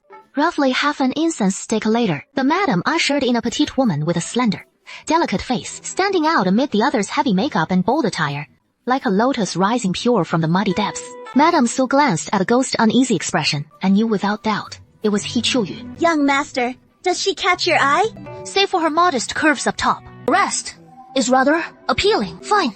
Then, this one will do. Now hurry out, and shut the door behind you. Don't spoil this lord's evening delights. Little sister! Little sister! I'm your big brother. He reached out to caress her, yet his hand slipped straight through He Qiuyu's form. She is a ghost. You're mortal, so naturally, you can't lay a finger on her. Then, how can the young lord touch me? He bears a singular fate, unlike that of ordinary souls. He Qiuyu eyed the man lounging on the bed, his leering gaze locked hungrily on her, all the while murmuring to himself. After a tense pause, she summoned her resolve, dropped to her knees, and begged for mercy. Yeah. Master, I've been falsely accused and dragged into this brothel. I implore you to spare this poor girl. Your kindness would earn my undying gratitude. Oh, well then, tell me, just how would you express that gratitude? So, tell me, how are you going to thank me? Crown Princess, please stop teasing my little sister. She's got such a timid soul. She'd blush crimson just from whispering a word to a man back then. He Qiuyu stayed kneeling, frozen in place. I am your brother, He Chunghua. Come, to pull you out of this mess. He Chuyu heard these words and abruptly lifted her head, gaze darting towards Su Qingguan. Noting Su Qingguan's icy glare with no hint of saying another word, she meekly rose and settled into a seat. Su Qingguan instantly plastered on a sleazy smile, taking He Chuyu's hand and stroking it gently. Now that is more like it. Little. Brother's no villain. He is here to save you. The young master truly is my brother's friend. How could there be any doubt? Your brother's so tall and sturdy, with eyes this wide, and a nose shaped just like this. No mistaking, it is your brother. You believe it now, right? The young master hadn't even finished speaking when the door flew open with a kick. You little harlot. Didn't you, Val? You die before whoring yourself out. So why are you throwing yourself into his arms now? Who knew you were such a smoldering firecracker underneath? Oh dear, young master. My sincerest apologies to this young Master Li. We've misplaced Miss He for far too long. And today, some blind fool went and spilled that Miss He was holed up here, which must have left you feeling a bit sour inside. So how about we three? Make the best of it and have some fun together. Su Qingguan was eyeing the death-wishing brute before her, not yet having comforted He Chuyu at her side, when the girl who knew not when had drawn a gold ingot from her waist and was about to swallow it whole. Sister, no. Everyone, quick! Stop my sister! Su Qingguan caught the guttural screech, like a hellish groundhog's wail, whirled around and yanked the gold bar from He Chuyu's mouth in a flash. You think there is too much and nowhere to spend it? I'll give you 3 seconds. The young master doesn't need 3 seconds. Young Master Lai lasts at most 2 seconds ago. Lang. Su Qingguan nearly got sent straight to the king of hell by that old bastard's remark. I told him to scram. And you too. You actually dared to tell me to scram. Do you even know who my father is? Look at your withered, scrawny figure. How could you possibly outdo me in that department? Even if your dad's brother Li, this auntie wouldn't bat an eye before laying into him. Hey, how'd you know my old man's Ligan? Scared now, aren't ya? Men can't stand hearing anyone trash their prowess. His face flushing beet red in a moment. The boss was just spouting nonsense, young master. I'm holding out way past 290. Anyway. It is not like I ain't packing. I've got a secret formula. Take it, and you'll last long enough to blow your mind. Just ask him how fierce I get. Fierce. So damn fierce. So, what is the price on this elixir? I can hook you up with a free dose first, and we'll settle up once you feel the magic. You're feeling mighty generous today. Generous? Oh, so generous! This young master's suddenly gone all magnanimous. Once that old bastard starts cooing, young master and this humble servant, Hong Yun's toast. If it packs a punch for him, this tonic of mine will rake in more silver than your whole house, season a year. 70%. Mine. 30 yours. Big sis. One glance tells me you've never haggled a deal. So how were you gonna jaw about business, right in front of the marks? Beat it. Didn't say there was a pesky fly hovering right by you. Did I? Deal. Or no. If not, I'll paddle it somewhere else. Young master, forget 70-30. Even 80-20's fine by me. This humble servant's all in. 80-20. Hong Yun itched to slap herself silly. What? Did that blabbermouth Jianfei let it slip? He gripped the handkerchief in his hand tightly. Oh, right. As long as this medicine truly delivers the effects the young master described. Rest assured on that front. If there is any false advertising at all, I'll shoulder all the losses myself. He Chuyu blushed and bowed her head, gently shifting Su Qingguan's hand away from her chest. I'm used to it. Used to it. This consort won't be won. This princess consort isn't some great immortal. Is she? I'm just trying to offer a cozy haven for all the dashing gents and lovely ladies out there. Count me in on this deal too. You gave me quite the fright. No. Dice. I can. Front of the capital. Young Master Li's father is the prefect of the capital's yamen. Looks like he is loaded. Can smooth over little snacks now and then. But the real kicker is, Slim Monkey makes the perfect pitchman. If he raves about it, buyers will flock. Fair enough. You put up the silver. I'll supply the formula. Boss Hong Yun handles distribution. We take 60% of the profits. You get 20. But I've got one condition. Xiao He is under my wing, while he is serving here at the Drunken Immortal Tower. No one's forcing him into anything he doesn't want. Got it. Or I'll see to it your Drunken Immortal Tower goes under. In under a month. That goes for you too. Your dad's prefect seat won't stay secure either. This little rascal Xiao He has powerful protectors, you see. First, hand over 5,000 taels. I'll go gather the herbs, and in 3 days, deliver the goods to the Drunken Immortal Tower. Hey! We've only just met. And you're asking for 5,000 tiles up front. What if you snatch the silver notes and vanish? Trust me or not, you're calm. You're no fool anyway. So, I'll trust you this once. Done. Now, clear out. I need some time alone with Xiaohe. Hey, young master. Overdoing this tonic usually takes a toll on the body. PFFT, who cares? Young master. This ailment's got its telltale signs. So, there must be a targeted cure. Just take it in moderation, and we'll have other remedies lined up later. Guaranteed to do no harm to the body. From now on, don't keep throwing your life away over every little thing. When trouble knocks, face it head on, and just get it done. If you can't handle it, cut your losses and run. If running's not an option, drop to your knees and beg. Bottom line, don't let the first hint of trouble make you your own worst enemy. Thank you, young master. May I have the honor of knowing your name, young master? One day, Julia will find a proper way to repay this debt of gratitude. You don't need to go full cannon on me for that. Oh, right. I'll pay close attention to every word I say next. As for me, I've dabbled in Taoist arts for 2 years. Your brother and I crossed paths back when he was alive. But now, he has crossed the wrong people. A few days back, he sent me a dream oracle, begging me to watch over you both. Hichuya stared at him in utter disbelief. If you're not convinced, give it 2 days. Someone will bust you out. Then I'll work some magic to let your brother speak to you in your dreams. Think, you can handle that. Great. Immortal. What if I still don't buy it? Then act like I was never here. Even I'd have a hard time swallowing that on face value alone, let alone my sister, who has been playing it safe since her first scraped knee. Trust me. Take it from Brother Cannon. I'll be right here, waiting for Brother Cannon to ride in and save the day. Didn't you just say your sister's the timid type who needs to stay cautious? This is bad. This is bad. This is really bad. Little sis, she is starting to get all smitten.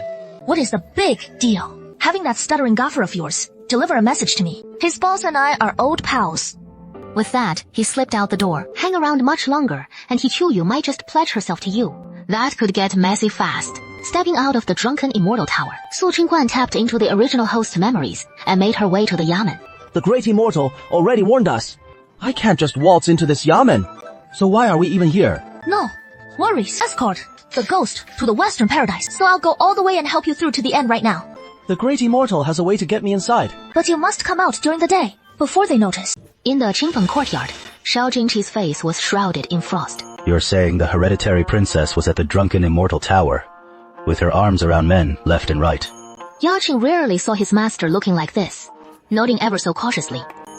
Right. You may withdraw. Yaqing took 2 steps back, turned to leave, when Su Qingguan kicked the door open. Oh, little stutterer, you're here too. Come help me with this thing. Yaqing's face darkened at being called little stutterer by Su Qingguan. Eat shit. 世子 It's not eat shit. Why does your face look so sour? Oh, dear. Oh, right. For your master's sake, I won't tease you anymore. Here. This is for you. Wan, be good. Don't bully Yaqing.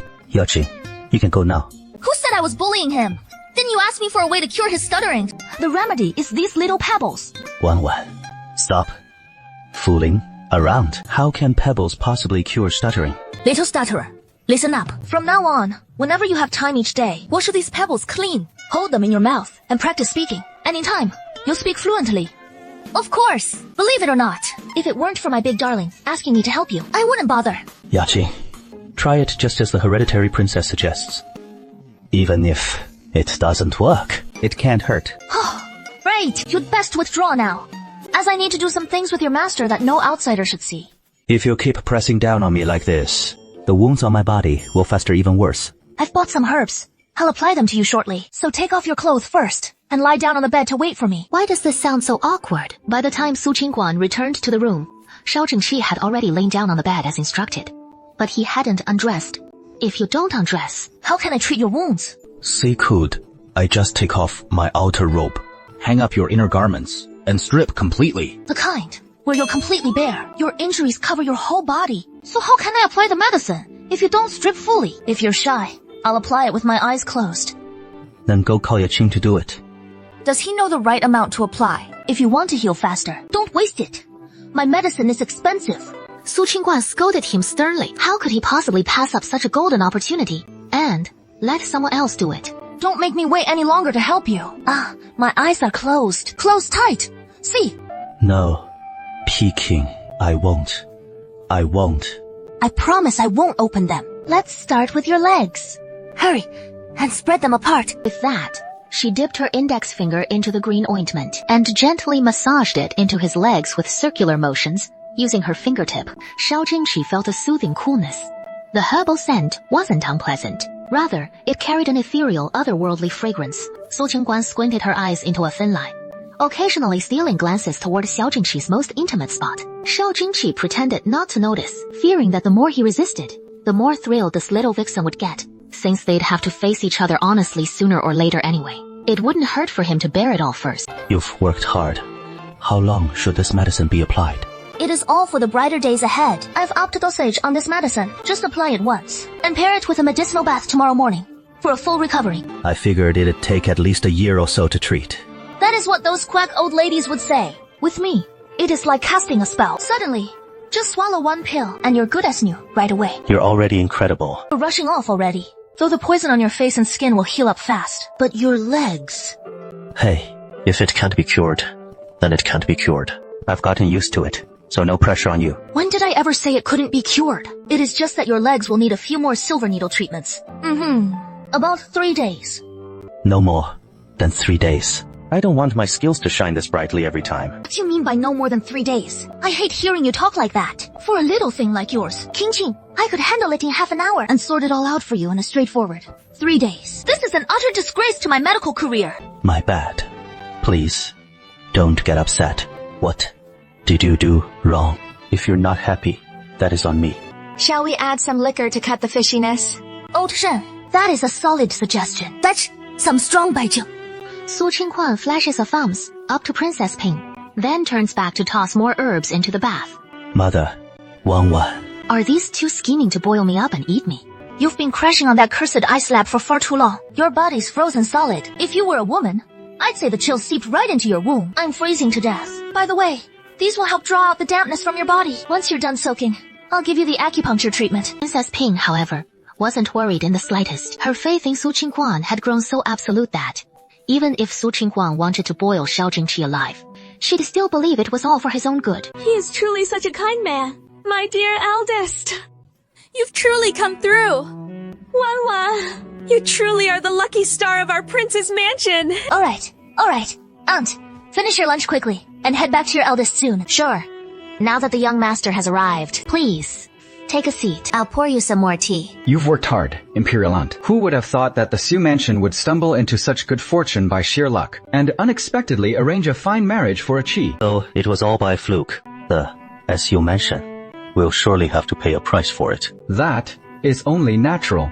This must be my sister-in-law. Brother, don't take offense, but things have been a bit out of the ordinary lately. It is nothing to worry about.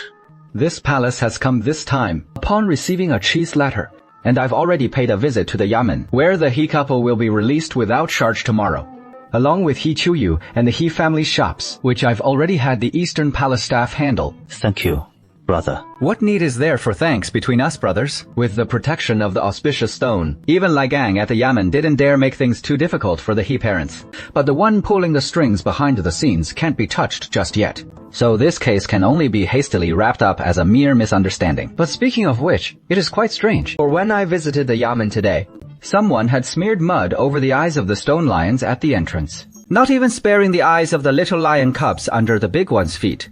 At first, I thought nothing of it, but unexpectedly, when Lai Gang saw me today, several patches of his hair had fallen out, just like the folk tales of a ghost shave. And just now, upon entering the mansion, I saw your Aunt Wang and Shen Heguang, with several bald patches on their heads as well.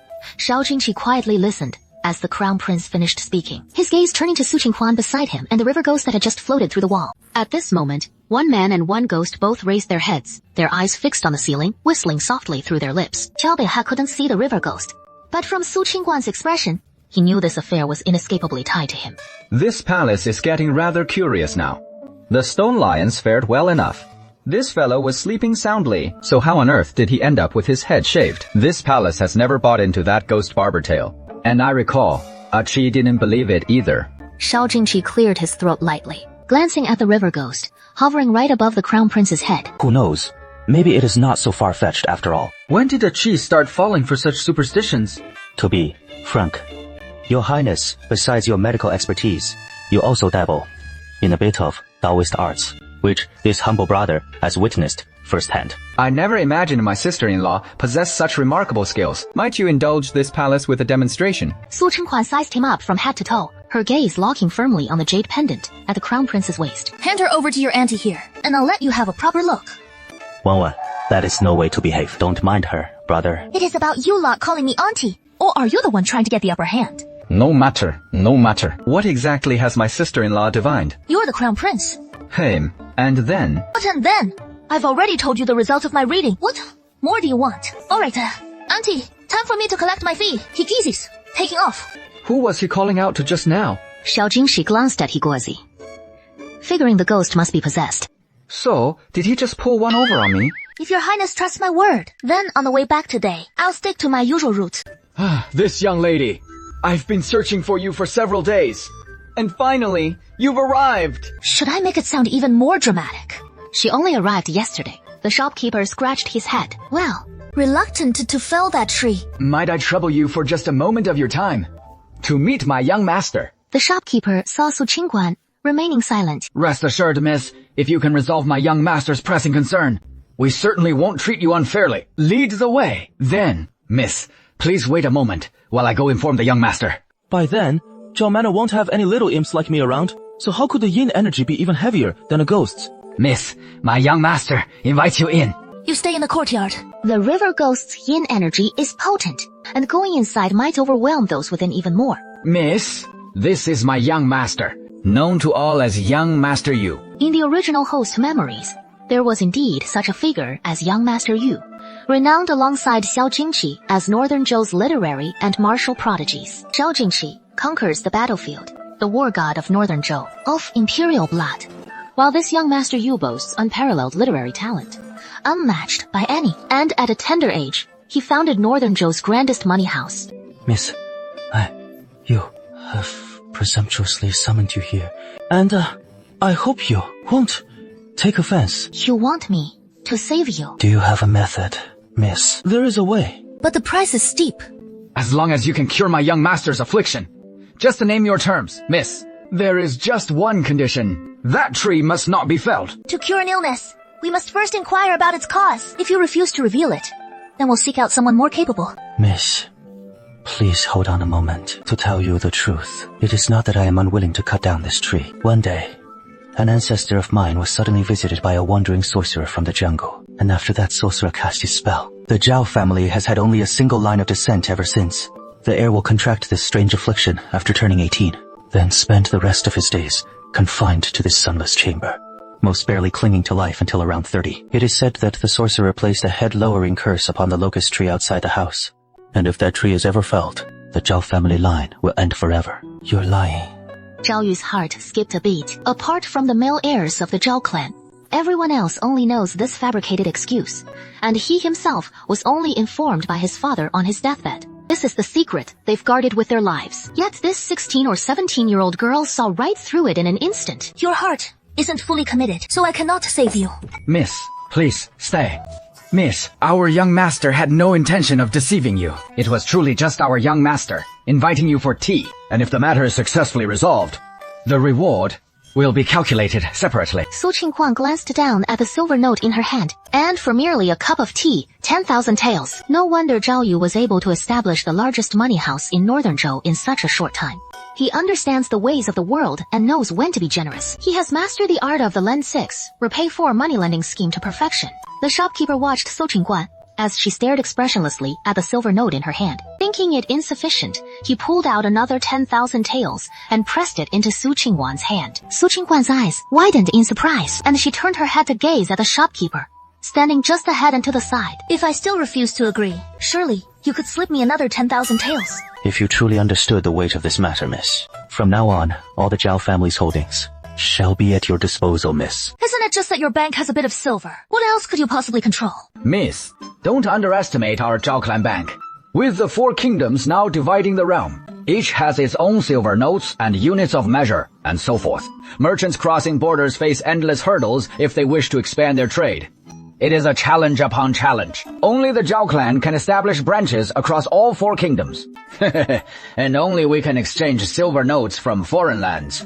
Enough. With a boasting, you talk as if it is all your family's property. The manager nearly let slip half a word, but he swallowed it back down. His ancestors served the Zhao clan for generations, and he himself is a hereditary servant, long since considering himself part of the Zhao clan. As you wish. I have a couple of conditions. Go on, miss. First, Once I've cured you, you'll provide me with a spacious courtyard. Nothing too lavish. Just plenty of rooms will do. Agreed. Bed linens, quilts, cookware, and all the essentials fully furnished. Agreed. And hire some tutors for lessons and dance instructors. Agreed. Plus a carriage, the most luxurious kind. Agreed. And one more thing. Miss, well, that is already more than a couple. You misunderstand. My couple here isn't the number 2. It is just a quantifier. Zhao Yu's lips curved into a slight smile. This young lady is rather amusing. No matter. please, continue, miss. And I want Prince Ping's mansion. Zhao Yu had assumed it would be another minor request like the ones before, but instead, she dropped a bombshell on him. Miss, everything else can be arranged, but Prince Ping's mansion is merely temporarily mortgaged to the Zhao clan. The deed must be redeemed in due time, so it cannot be gifted to the young lady. That said, I, Zhao, could certainly offer the young lady a residence quite comparable to the Ping Princess mansion. So Qingguan pulled out the mortgage deed she had obtained from the Ping Princess and placed it on the table. I've come today precisely to redeem the Ping Wangfus. I didn't expect you'd have a favor to ask of me. So, this silver for redeeming Ping Wangfu can serve as my consultation fee. That is the Zhao family's IO. Not bad. May I ask what your connection is to Ping Wangfu? I'm the goddaughter of Princess Ping Zhen. I just returned from my studies abroad recently. So of course, you wouldn't know. If I said I was the original owner, Zhao Yu would probably take me for a madwoman and not let me treat him. Then I couldn't fleece this leak of his. Then, why did you come to withdraw it last time? It is the deposit silver of young Master He from He Mansion. What nonsense. He Chunhua and my brother Xiao Shizi knew each other before they passed. That money was withdrawn on behalf of Hepu Shenhua to give to her sister. Oh, right. Withdraw the rest today as well. I'm taking it to her parents. May I ask? Miss, are you done yet? Miss, please don't be angry. I just wanted to ask your name. I'd rather you didn't ask. Just call me Su Pao. Your name is truly elegantly unique. Well, well. What a fine miss. What kind of name is that? It's just a name, after all. You truly have grace. Since that is the case, shopkeeper Liu, go fetch the Ping Wangfu's land deeds and such, and have someone clean up the mansion, tidy it properly. As expected of a savvy businessman. This way, I don't have to spend a dime, and the old acquaintances do the cleaning. Perfect. One last thing. Let me give you a stern warning. Otherwise, even the great Luo Immortal couldn't save you. You're absolutely right, miss. I just now did indeed speak out of turn. Keep dwelling on it, and even the ghost at the door will doze off. The Zhao family had been merchants for generations, enjoying a life of affluence, and thus like other great clans, they took multiple wives and concubines. With many women in the household, conflicts were inevitable. Su Qingwan nodded, indicating her agreement. Tale begins in my grandfather's youth. When my grandparents were childhood sweethearts, perfectly matched in social standing, and grandfather had vowed to spend his life with her alone, until one day, grandfather traveled abroad and brought back a destitute woman. At first, grandmother tended to her with genuine care, but not long after, the woman seized the moment of grandfather's drunken stupor, seduced him into bed, and they lay together. Soon the woman became pregnant, and she was formally taken as a concubine in the household. The unborn child was innocent, yet grandmother still attended to the woman's every need. One day, the woman drank a soup that had been sent over at grandmother's command, and was soon racked with unbearable abdominal agony, culminating in the miscarriage of a male fetus that perished from the ordeal, which was buried beneath the locust tree at the gate. The woman nursed a deep grudge ever since, and sought out a wandering sorcerer from the Jianggu to curse the Zhao family. The Zhao lineage, generation after generation, must never fell that ancient locust tree, nor abandon this residence. Every Zhao male upon reaching 18 would endure torment from the vengeful spirit beneath it, and the bloodline would perish after 3 generations. Since the soup was served by your grandmother, why would the curse target the men responsible in your family? Because after the woman's mishap, your grandfather showed little grief, and that soup was perfectly fine in itself. It was simply that she lacked basic knowledge, often mixing incompatible foods in her meals. By chance, this occurred right after she drank your grandmother's soup. Su Qinghuan nodded. Your grandfather, ever the skeptic, ordered the locust tree felled. The instant the axe struck, the woodcutter met a sudden, inexplicable death. Lady Nan had been buried beneath that locust tree for decades, long since merged as one with its roots. As the tree grew, So do the oppressive yin energy in this courtyard. That is why Higizi and I saw no spirits at all, yet sensed this mansion's chilling eeriness. Do you have a way to resolve this, miss? Have someone prepare yellow paper and cinnabar, along with a brush.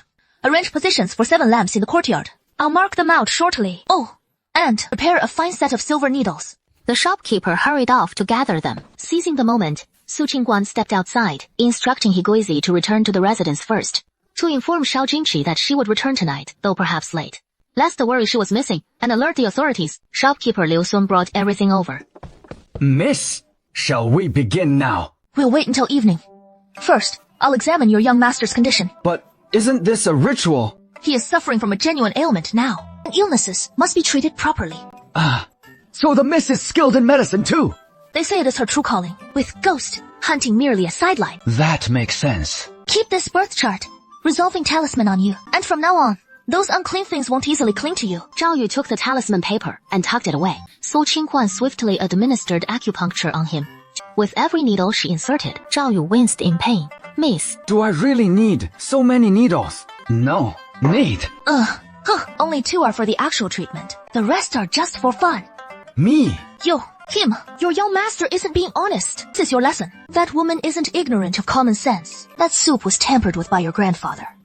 Wasn't it? You're quite right, miss. That woman was thin, dark-skinned, and rather plain-looking, so grandfather viewed it as his own disgrace. And that is precisely why your grandmother was willing to forgive him, right? That woman posed no threat to herself at all. For otherwise, which woman in this world would be so magnanimous as to share her own husband with another? Zhao Yu lies on the bed, nodding slightly. I understand your wish to uphold your ancestors' honor, but it is truly testing my patience. That moment under the locust tree, I came to know the full cause and effect of the matter. The Zhao family ancestors, aside from this one incident, have otherwise been a household of good souls. Or else I wouldn't have mustered the patience to save him. It is this Zhao's fault. Please don't hold it against me, miss. Never mind. Never mind. Su Qingguan reaches out to remove the silver needle from the pain point. I simply can't bear seeing this handsome man, looking so aggrieved and pitiable. After the final needle is removed, Zhao Yu feels a sudden wave of relaxation and ease coursing through his body. Unexpectedly, a warmth begins to spread throughout his entire body, something he hasn't felt in ages. He has also been deprived of light for far too long, so a sudden flood of brightness would overwhelm his eyes. Find a piece of slightly sheer gauze to cover his eyes, and remove it only after his eyes have slowly adjusted. The black cloth outside the room should be removed gradually as well, not all at once. I figured the treatment would take much longer, at the very least, but I never imagined it would be over so soon. Your mortal physicians, you see, could never compare to an old relic like me, who has lived 700 or 800 years. What was that you said, miss? Nothing at all. I'm starving. Prepare some proper meals too, so I can eat my fill and catch a quick nap, since there is some strenuous work waiting tonight. Young lady, you've finally woken up.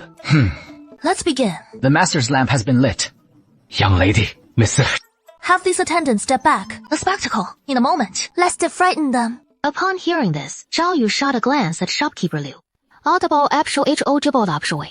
Only then did Su Qingguan draw the talisman from her waist, murmuring a few incantations with a playful casual air. Zhao Yu felt a chill wind whisper past his ears, as the talisman fluttered with the breeze and affixed itself to the locust tree. Soon, ethereal children's voices echoed from all around, now crying, now laughing, while the old locust tree shook more and more violently. Countless leaves surged toward where they sat. Zhao Yu felt his entire body tense up, yet instinctively wanted to rise and shield Xingquan. But upon seeing her calmly sipping tea, he sat back down.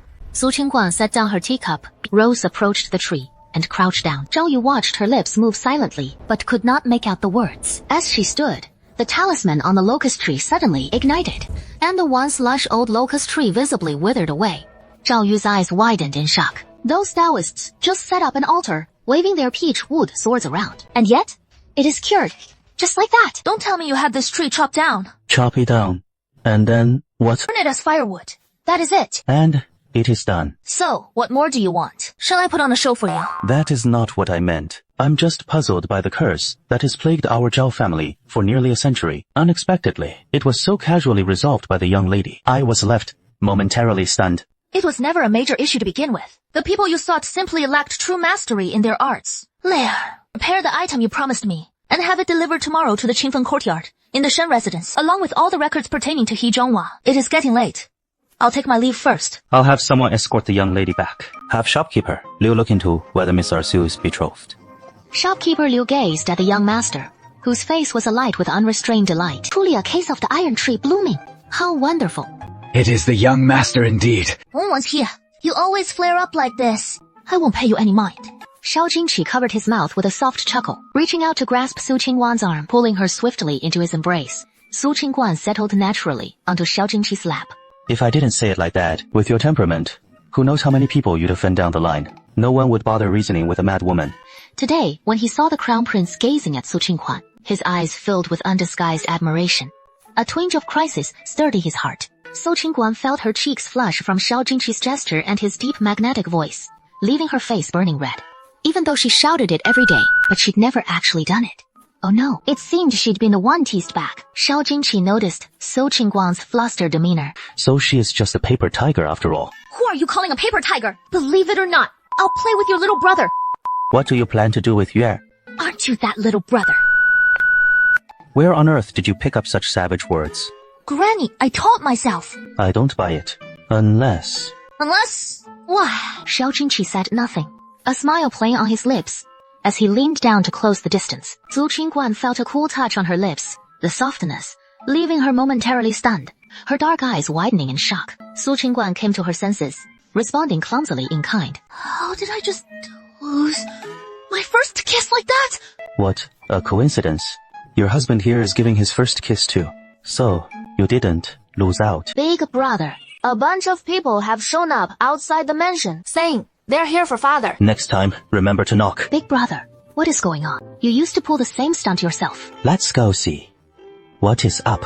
Greetings to the princess consort and the heir, and young master, Zhang. Shopkeeper Liu has arrived today. This humble one is here to return Prince Ping's mention to you. Oh, and this carriage too. Shopkeeper Liu pointed to the one behind him. Its splendor rivals even the Empress's Phoenix carriage. Additionally, there are a few items inside the carriage. Gifts from my young master. I hope the princess consort and the heir won't disdain them. Shopkeeper Liu, hasn't it been less than 5 years yet? Besides, we don't have the silver to redeem it right now anyway. The princess consort has misunderstood. The redemption silver for the mansion has already been paid by your goddaughter. Additionally, these are the entire household savings on behalf of the young master, withdrawn in full as per the terms. This has nothing to do with a goddaughter. Shopkeeper Liu, have you made some mistake? No mistake at all. No mistake. It is precisely your goddaughter Su Dapao. She cured my young master's long-standing hidden ailment.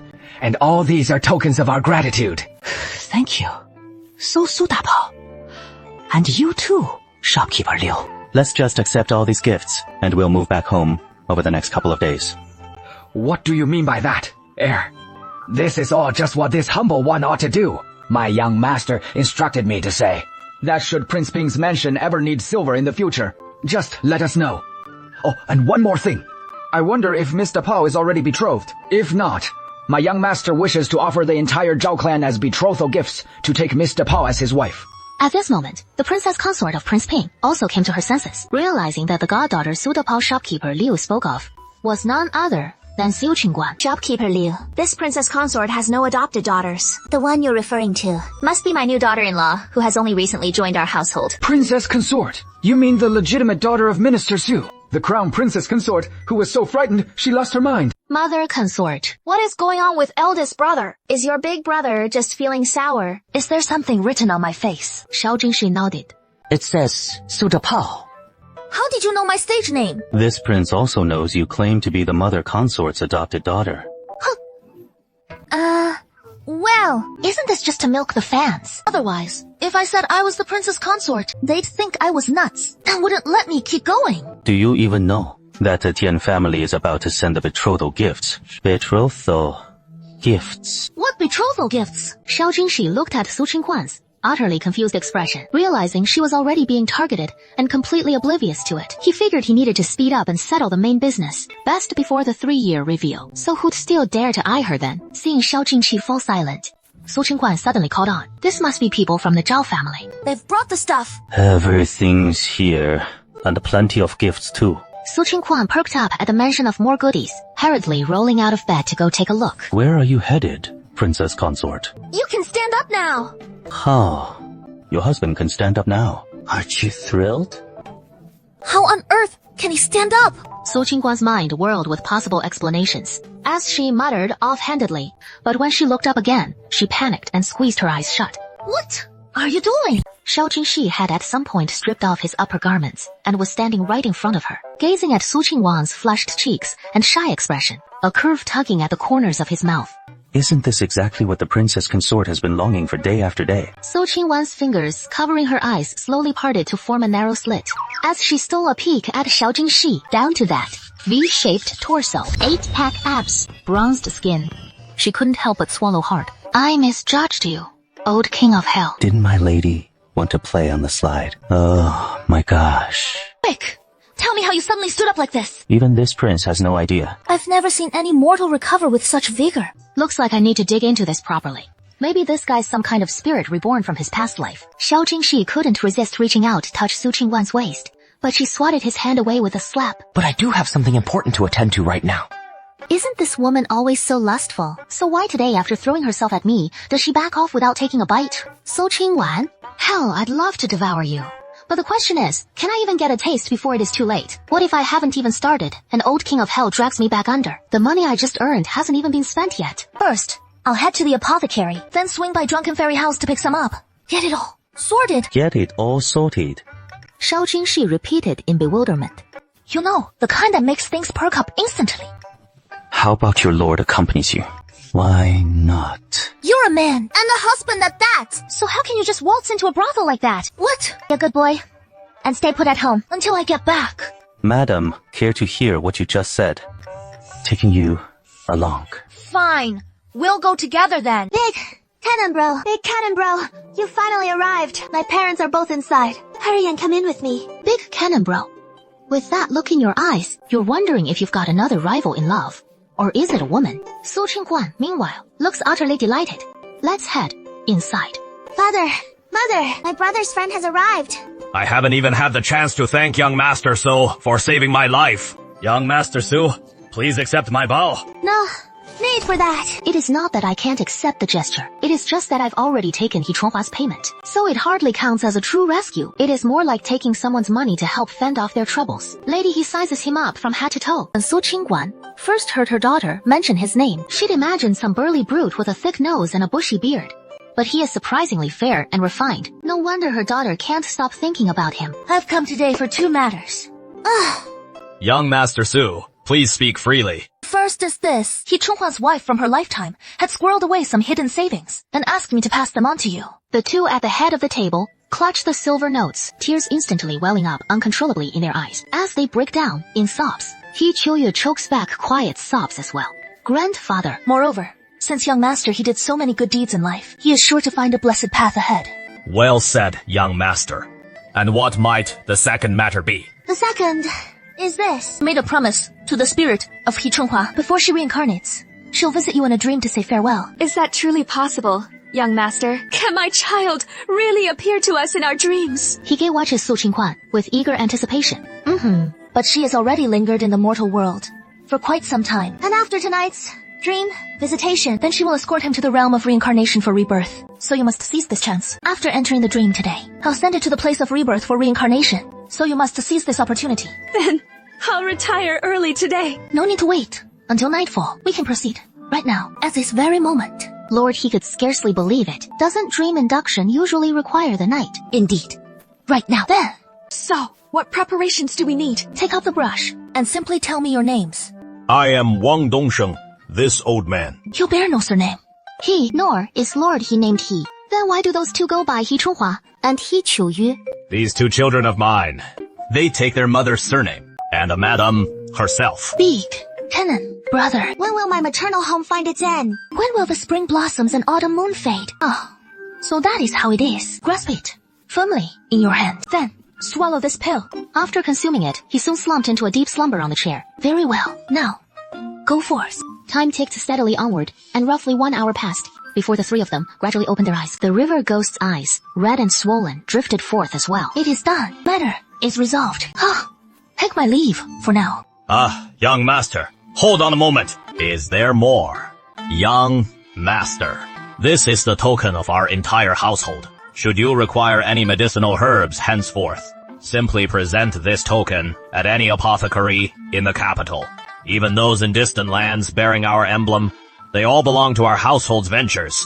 Young master, use it freely as you will. Truly, Wah. Speak no falsehoods.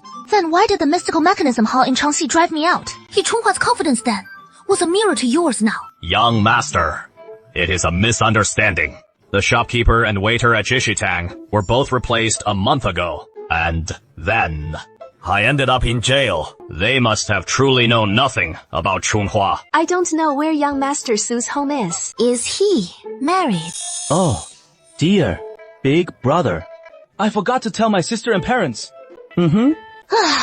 He is already married. Upon hearing this, He Chuyu's heart sank instantly, her face full of disbelief. She looked at Su Qinghuan. Big Canon brother. Is what he said true? This? Master. I'm the adopted son of Princess Ping. This is my family servant. Great. Immortal, would you help me enter a dream again? Do you think entering a dream is that easy? Isn't it? Simple. For you, it is. Don't listen to this servant of mine, spouting nonsense. His powers aren't quite up to snuff. However... But if you do, think it through carefully. If not, no harm done? We won't trouble your household. We'll take our leave. First, Big Canon brother. Chuyu has set her heart on you for this lifetime. I'll marry no one but you. This has gotten out of hand. Great. Immortal, you know you've gone too far yourself. Who knew your sister would be so stubborn? Nada. I think our daughter is about to have her heart broken. It is more than just heartbreak. She fell for the wrong person entirely. Haven't you noticed? Those two are the real pair. As consort. This is your punishment. To be frank, for your philandering ways, I'll execute you on the spot. Doesn't one love this the most? No more. Sure enough, this girl may be lustful, but she is a total paper tiger. I heard the first time hurts. I bet she is scared of that. Where is your leader after you left? He never came back. Say, 30,000 tiles. Even a ghost would be tempted, let alone a little beggar. Hasn't he checked on you since? Did he say where he was going? he bought us some flatbreads and left. All right. Would you like to come with me? If you trust me. Just follow me. No one to look after your food and shelter. I'll teach you to read and practice martial arts. Of course. It won't be for nothing. You'll still need to help me with some chores each day. Well, and you'll get wages. If you've thought it over, you can come with me right now. Su Qinghuan waited a long while with no reply. A testament to how much hardship breeds such weariness. If you do decide, come find me at Prince Ping's mansion. No one will turn you away. The carriage rounded the bend when the coachman suddenly yanked the reins, bringing it to an abrupt halt. The two inside lurched forward, nearly tumbling out. Are you out of your damn mind? Xiao Jingqi flung open the curtain, craning his neck out for a glance. There stood a ragged figure, caked in mud, hair a wild tangle, gender unclear, arms spread wide to block the road. What do you want? Su Qinghuan peered out curiously, lifting the curtain. She eyed the roadblock with a faint smile. Which grave did you crawl out of? How did you know, miss? Su Qinghuan glanced at the ghost, trailing the woman, and said softly, Get in the carriage. The ghosts can host your kin. Hey, you can see my little sister. Trust me, don't interrupt their business yet. Otherwise, you'll be in for it. They can see us. But we can see more than that. And we're connected to the underworld insiders. This is the 30,000 taels in silver notes you entrusted to me. Out of anger, I didn't touch them. Didn't I tell you to spend just 10 taels? Where on earth did you take these silver notes? I was worried the children might let it slip and draw unwanted attention, so I used the few coppers I begged earlier to buy them some flatbreads. Then slipped away alone with the silver notes to hide. If bandits came looking to rob, the children wouldn't get dragged into it. So you hid out in the graveyard? There is a burial ground not far outside the east gate. Said to be eerily haunted, where folks often hear ghostly wails, so hardly anyone dares venture there.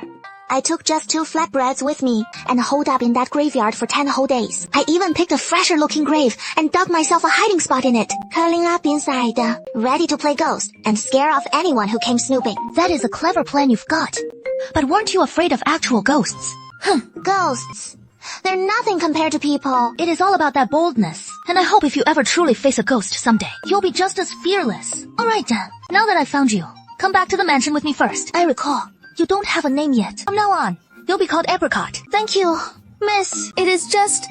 I left those children behind. I tried bringing them along just now, but they're a tough bunch to fool. After coaxing them forever, not a single one came willingly with me. You'll go talk to them. Yes, this maidservant will go right away. It is all because this maidservant taught them never to go off with strangers. So, you'll need to rent a larger carriage. Xingru's quick on his feet, and in less than half an hour, he'd secured the carriage. But where is the coachman? Hiring a coachman costs extra, but I can handle it myself. From now on, they'll live right here. I'll hire cook and masters to teach reading and martial arts. You'll stay by my side, and come check on them every so often. Tomorrow, I'll have someone bring over some medicinal herbs so they can learn to compound remedies. And if they do well, they'll earn wages. Even if they don't, they'll still have meals. But we'll only shelter them here until they turn 16. After that, they'll need to make their own way in the world.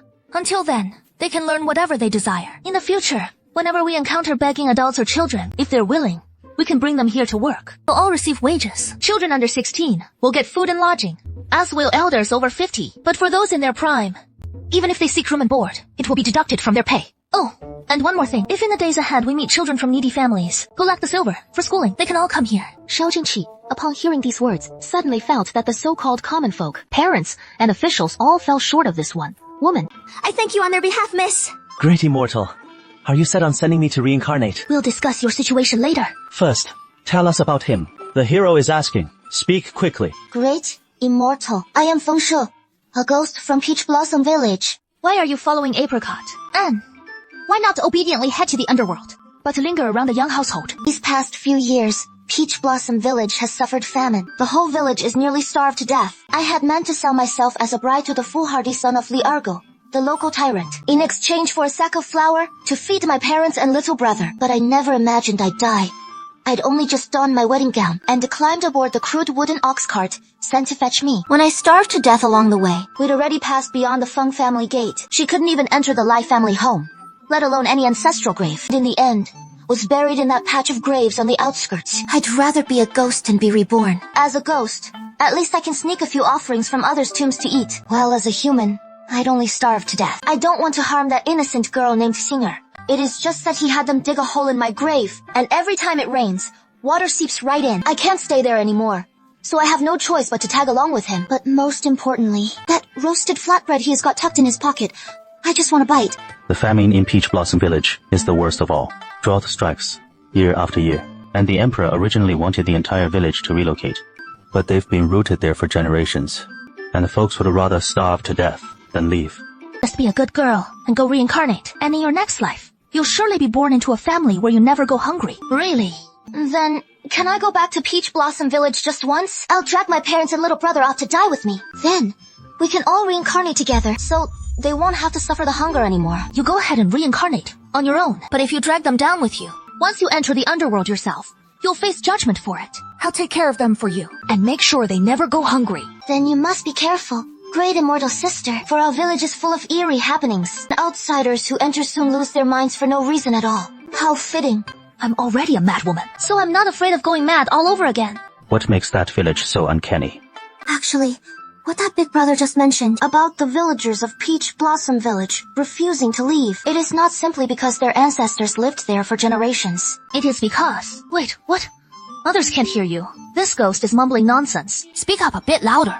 I've only just become a ghost and haven't gotten used to it yet. It is that village bully, Li Urge, who somehow hired some shady Taoist priest to perform a ritual, and now he has got a spirit tablet for an immortal enshrined in his home. Ever since then, despite the droughts year after year, his few acres of land have somehow yielded bumper harvests, while everyone else's fields produce not a single grain. Everyone wants to leave, but once they leave Peach Blossom Village, if they don't return within 3 days, they'll go mad and mysteriously die. Outsiders who enter Peach Blossom Village suffer the same fate. Oh, right, Li Argo's son, Huanben, wasn't always simple-minded. He only became that way after they enshrined that immortal tablet for me. But Ligor doesn't seem to mind at all. That immortal tablet ended up enshrining an evil spirit.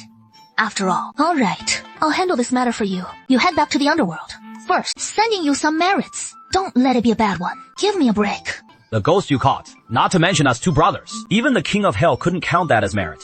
The ghost you caught was forcibly taken by your overprotective master. You can take him away too. I've already performed the rites to help him pass on. Since you're passing by, take him to reincarnate. All right, little officer. Then we two brothers won't disturb you anymore. There. Can you stand up now? Didn't it take 3 days? Wang said, my body is different from ordinary people, so I recovered completely in just 1 day. Good. He is really better now. All my son's illnesses have been cured. Good. Mother consort, what are you doing waiting at the mansion gate? Let's go inside and talk. Where is Rhea? Rhea and I happily returned to the palace. But no one has informed your father yet about the situation these past few days. But just now, Rhea suddenly had a high fever and convulsions. There are no maids or servants in the mansion at the moment, so I could only wait here for you to return.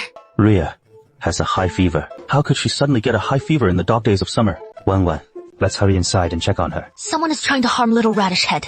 Wan, can you figure out who it is? When you were moving from the east side, did anything else happen? When we left the mansion, we went to bid farewell to your uncle and aunt, and there happened to be a Taoist priest sitting in the main hall. That priest gave Rhea a strange look.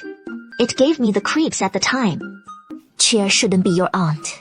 Right. He is your uncle, after all. We'll know if we go and take a look. Hold. Shen, you and Xin stay here and watch over Little Radish Head. We'll go check on the little one. Now that we've come to the prince's mansion, I won't let you suffer anymore. My daughter-in-law can earn a living, so supporting us all won't be an issue. If worst comes to worst, we still have the prince. Now that the heir's illness has been cured, we don't have any major expenses left. His stipend is more than enough to support the entire household. Hey! What do you think you're doing? The lady of the house has given strict orders. Now that the heir's consort and her family have returned to the prince's mansion, the gates of the Shen residence aren't open to just anyone anymore. Auntie, I'll give you one last chance to speak properly. What on earth could you possibly see? You're trying to save your mother, but I want to kill Little Radish Head. They've used the infant spirits in this courtyard to set up this ghost array. Once tonight passes, Little Radish Head will meet a tragic end right here, and those infant spirits will have their souls scattered to the winds. Who are you? How dare you disrupt my array? You little madman! How dare you ruin my plans! You talk of peace in the prince's mansion, as if young Master Xiaojun is just a trivial matter. You wretched woman! Don't you dare slander us here! It is clearly because strange occurrences have plagued my household these past few days. That is why I invited the Taoist priest to perform the rites. Who said anything about harming young Master Xiaojun? This poor Taoist harms no innocents. If you don't leave quietly, don't blame me for showing no mercy. I'd love to see just how merciless you can be. 你吧，谁祭扫，对这本子就逍遥，逢剧必生俱进的，是这四个也将奇迹丢该有品，叫我。What is the matter with you? How could you spit like that anywhere? Uncle, Huang, Imperial Aunt's father. Crown Prince, my brother. So this is Wan Wan. That is Wan Wan, my money-making doctor. Daughter-in-law skilled in divination and martial arts.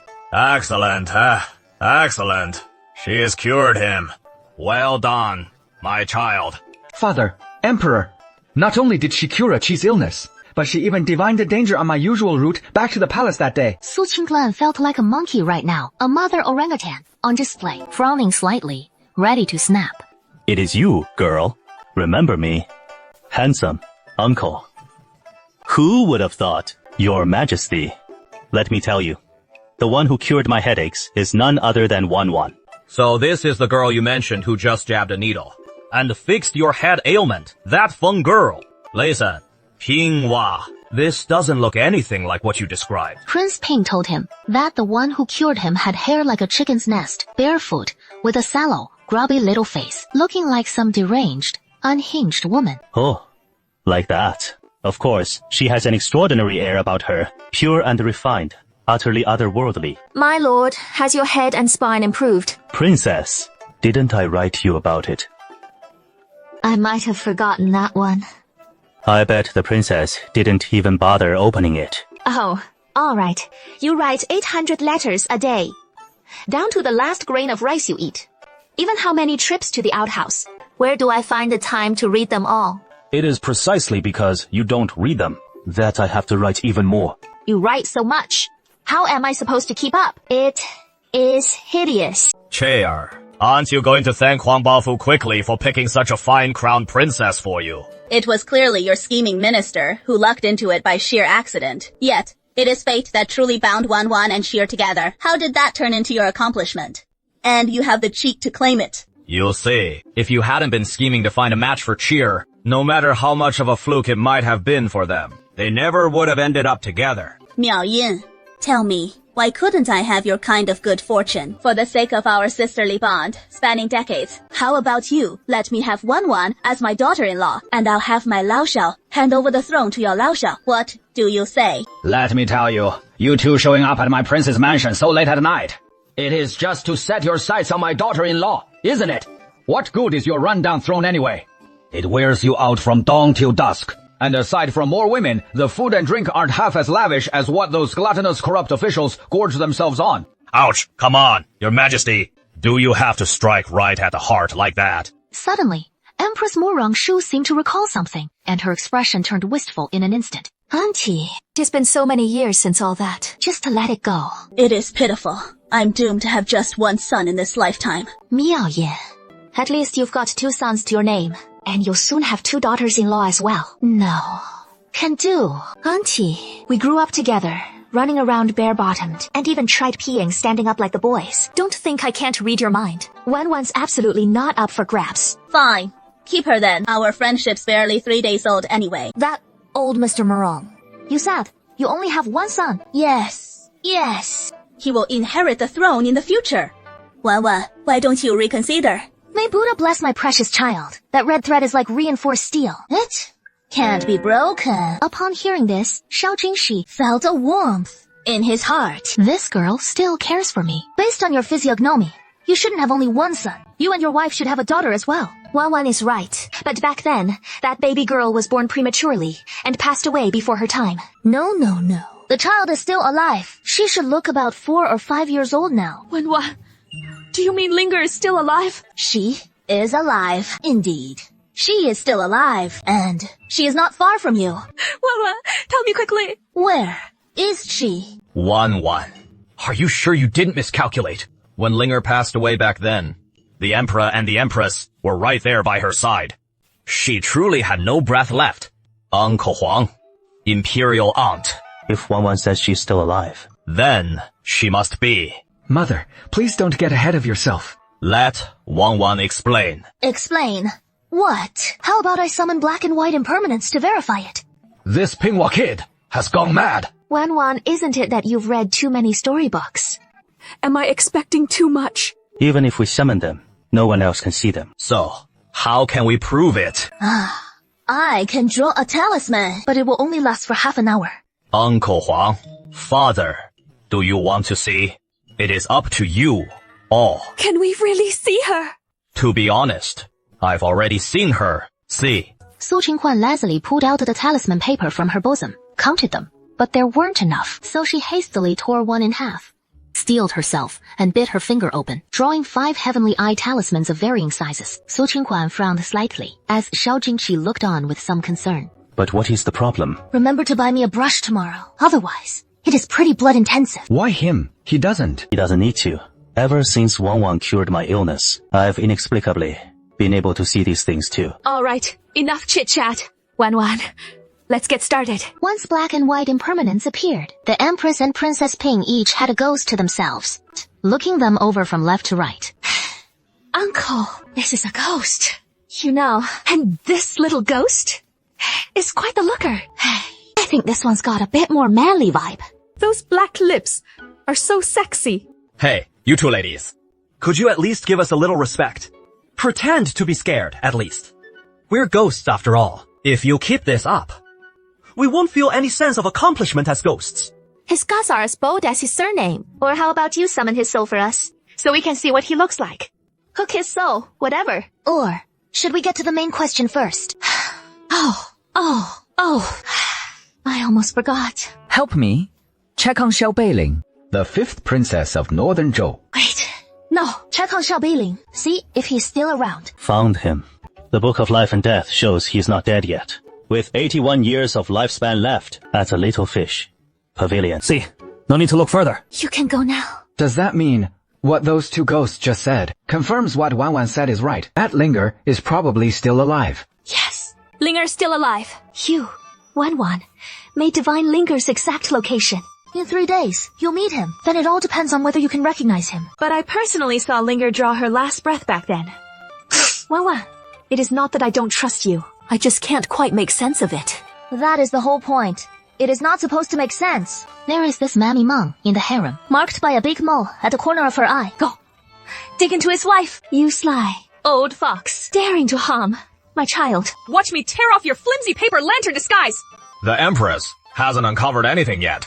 So how can we jump to conclusions? Why are you already so reluctant to let go? Sigh. What kind of talk is that from the princess?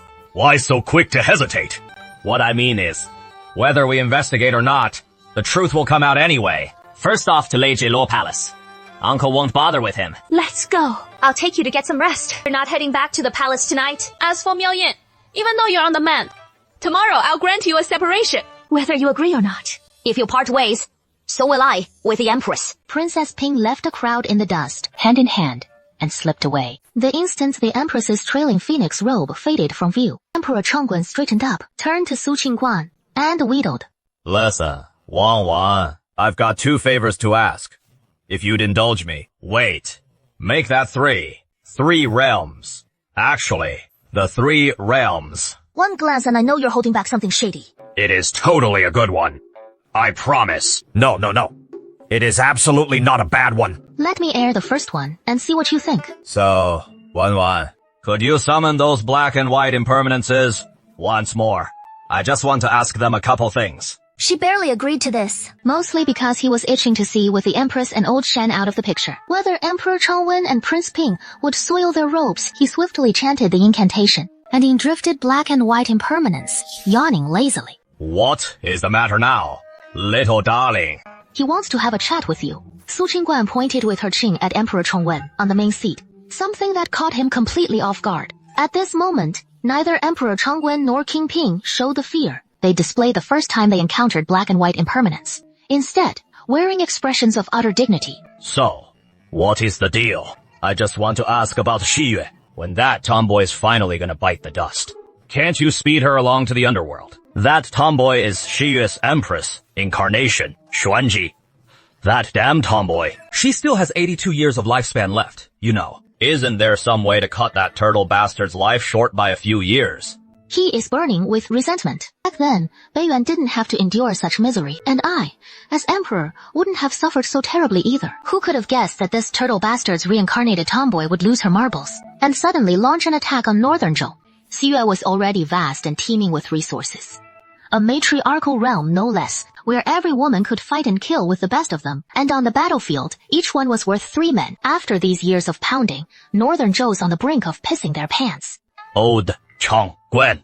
We're just lowly ghost officers in charge of reaping souls, not turtles in a wishing pond granting every whim. Alright, stop giving them a hard time. What is this? Not scared anymore. They were just putting on an act of frailty in front of Mother Consort and the Imperial clan.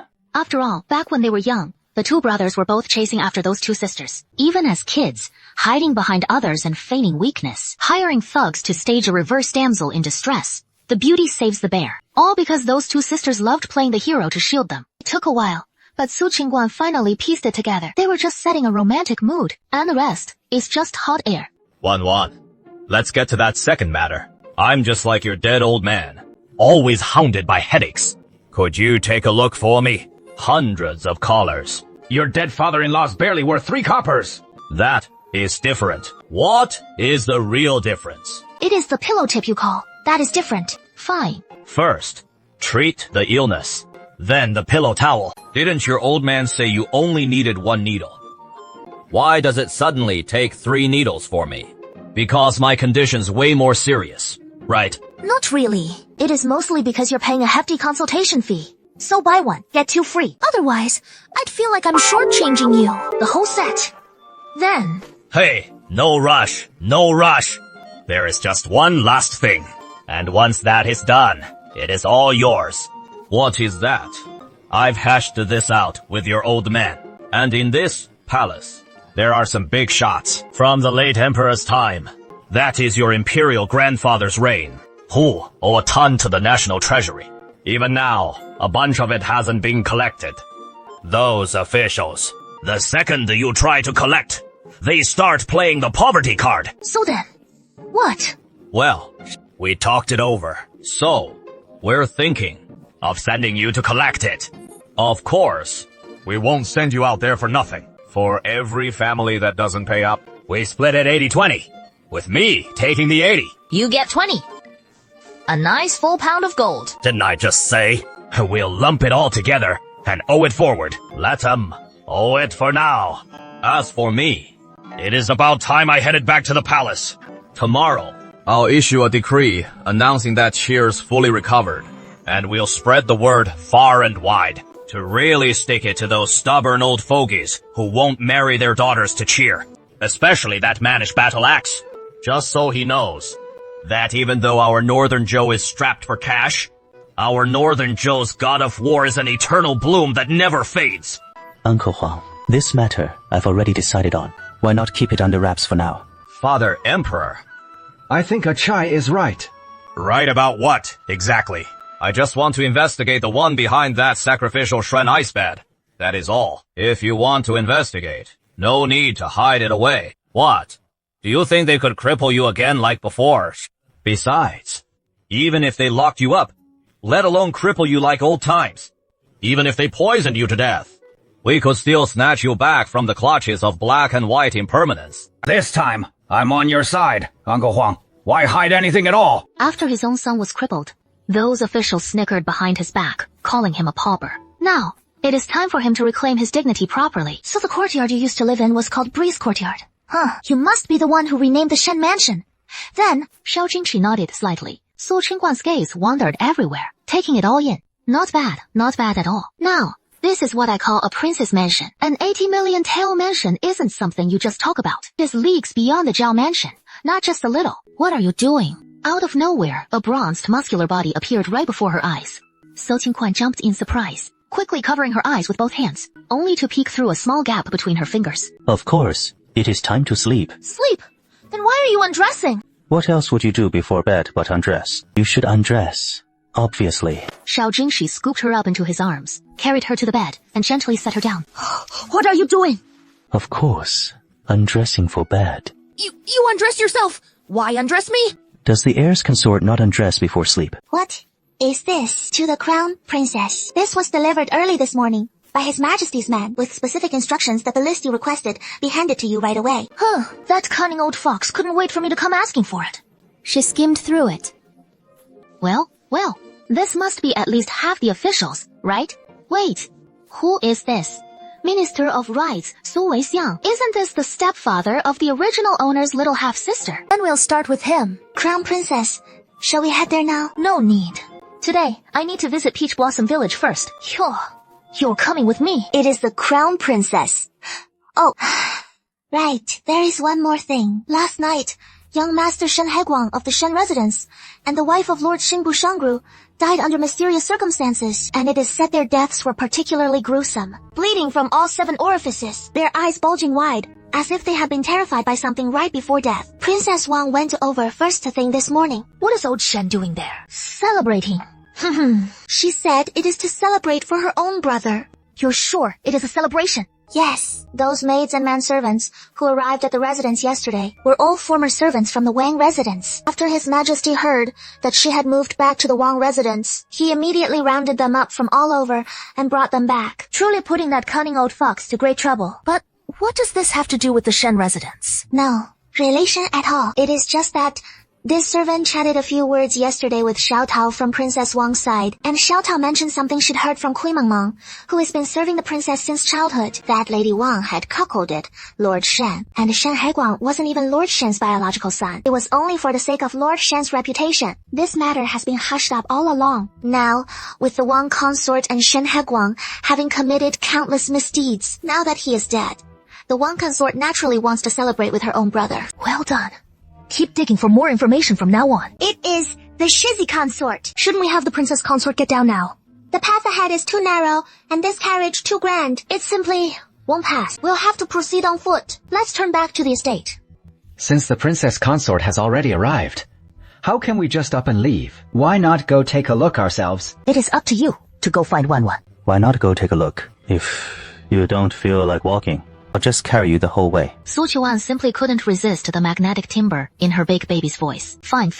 Who am I to fault his wandering eye? Why does it feel so much colder the closer we get to this village? Wanwan, Aren't we heading in? No need.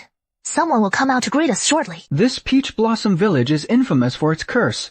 No villager can ever leave, nor can any outsider enter. So who on earth would come out to welcome us? After a long pause, a brutish figure suddenly emerges from around the corner ahead, his face a map of fleshy jowls, pot-bellied and slick with grease. What business brings you here? What do you want? And to off someone, while we're at it. Bold words from such a young lady, strolling into our village to stir up trouble. You're the first 3 outsiders in months. No. You're quite mistaken. It isn't the 3 of us looking for trouble. It is this old auntie here. No one's ever entered our village and left it alive. So if death holds no fear for you, then step right in. As the group pressed deeper into the village, the air grew ever more oppressively chill.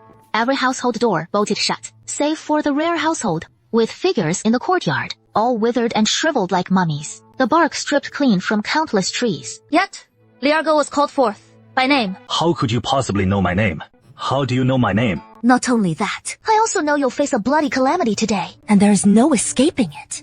Liargo froze at those words. The old Taoist said someone would arrive in the village today. The old Taoist also said, among them, one carries a fortune aura strong enough to overturn the heavens. It could make him wealthy for life, but it could also spell death for another. Liargo pondered this, then discreetly scattered the substitution powder from his sleeve-covered hand. Who the hell made this stuff? It is burning my nose. This is an insult to my ancestors. You all, why aren't you reacting? For years he has used this powder to control everyone in Peach Blossom Village, and any outsiders who wander in. How could it fail now? Why don't you try this one instead? With that, he crushed a small transparent pill, and the liquid inside sprayed straight onto Liargo's face. In an instant, Liargo began giggling idiotically, mumbling non-stop from his lips. Everything's mine. All mine. Hand over your ears to me.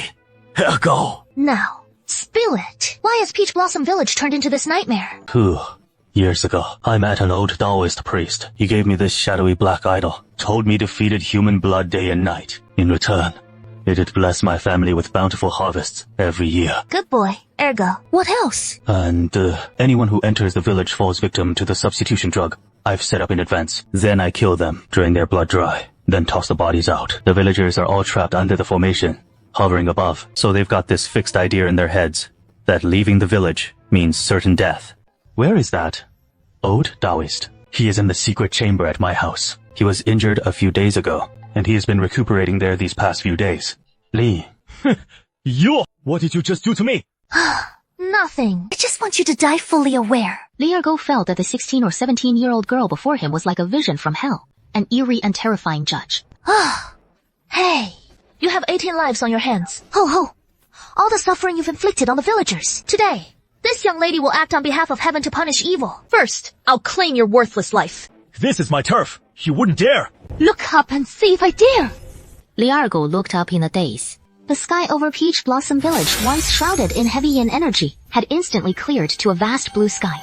And in the village, the dazed villagers sitting in their courtyards reached up to shield their eyes from the sunlight above. Master, save me. Master, help. Save us. Someone broke our formation.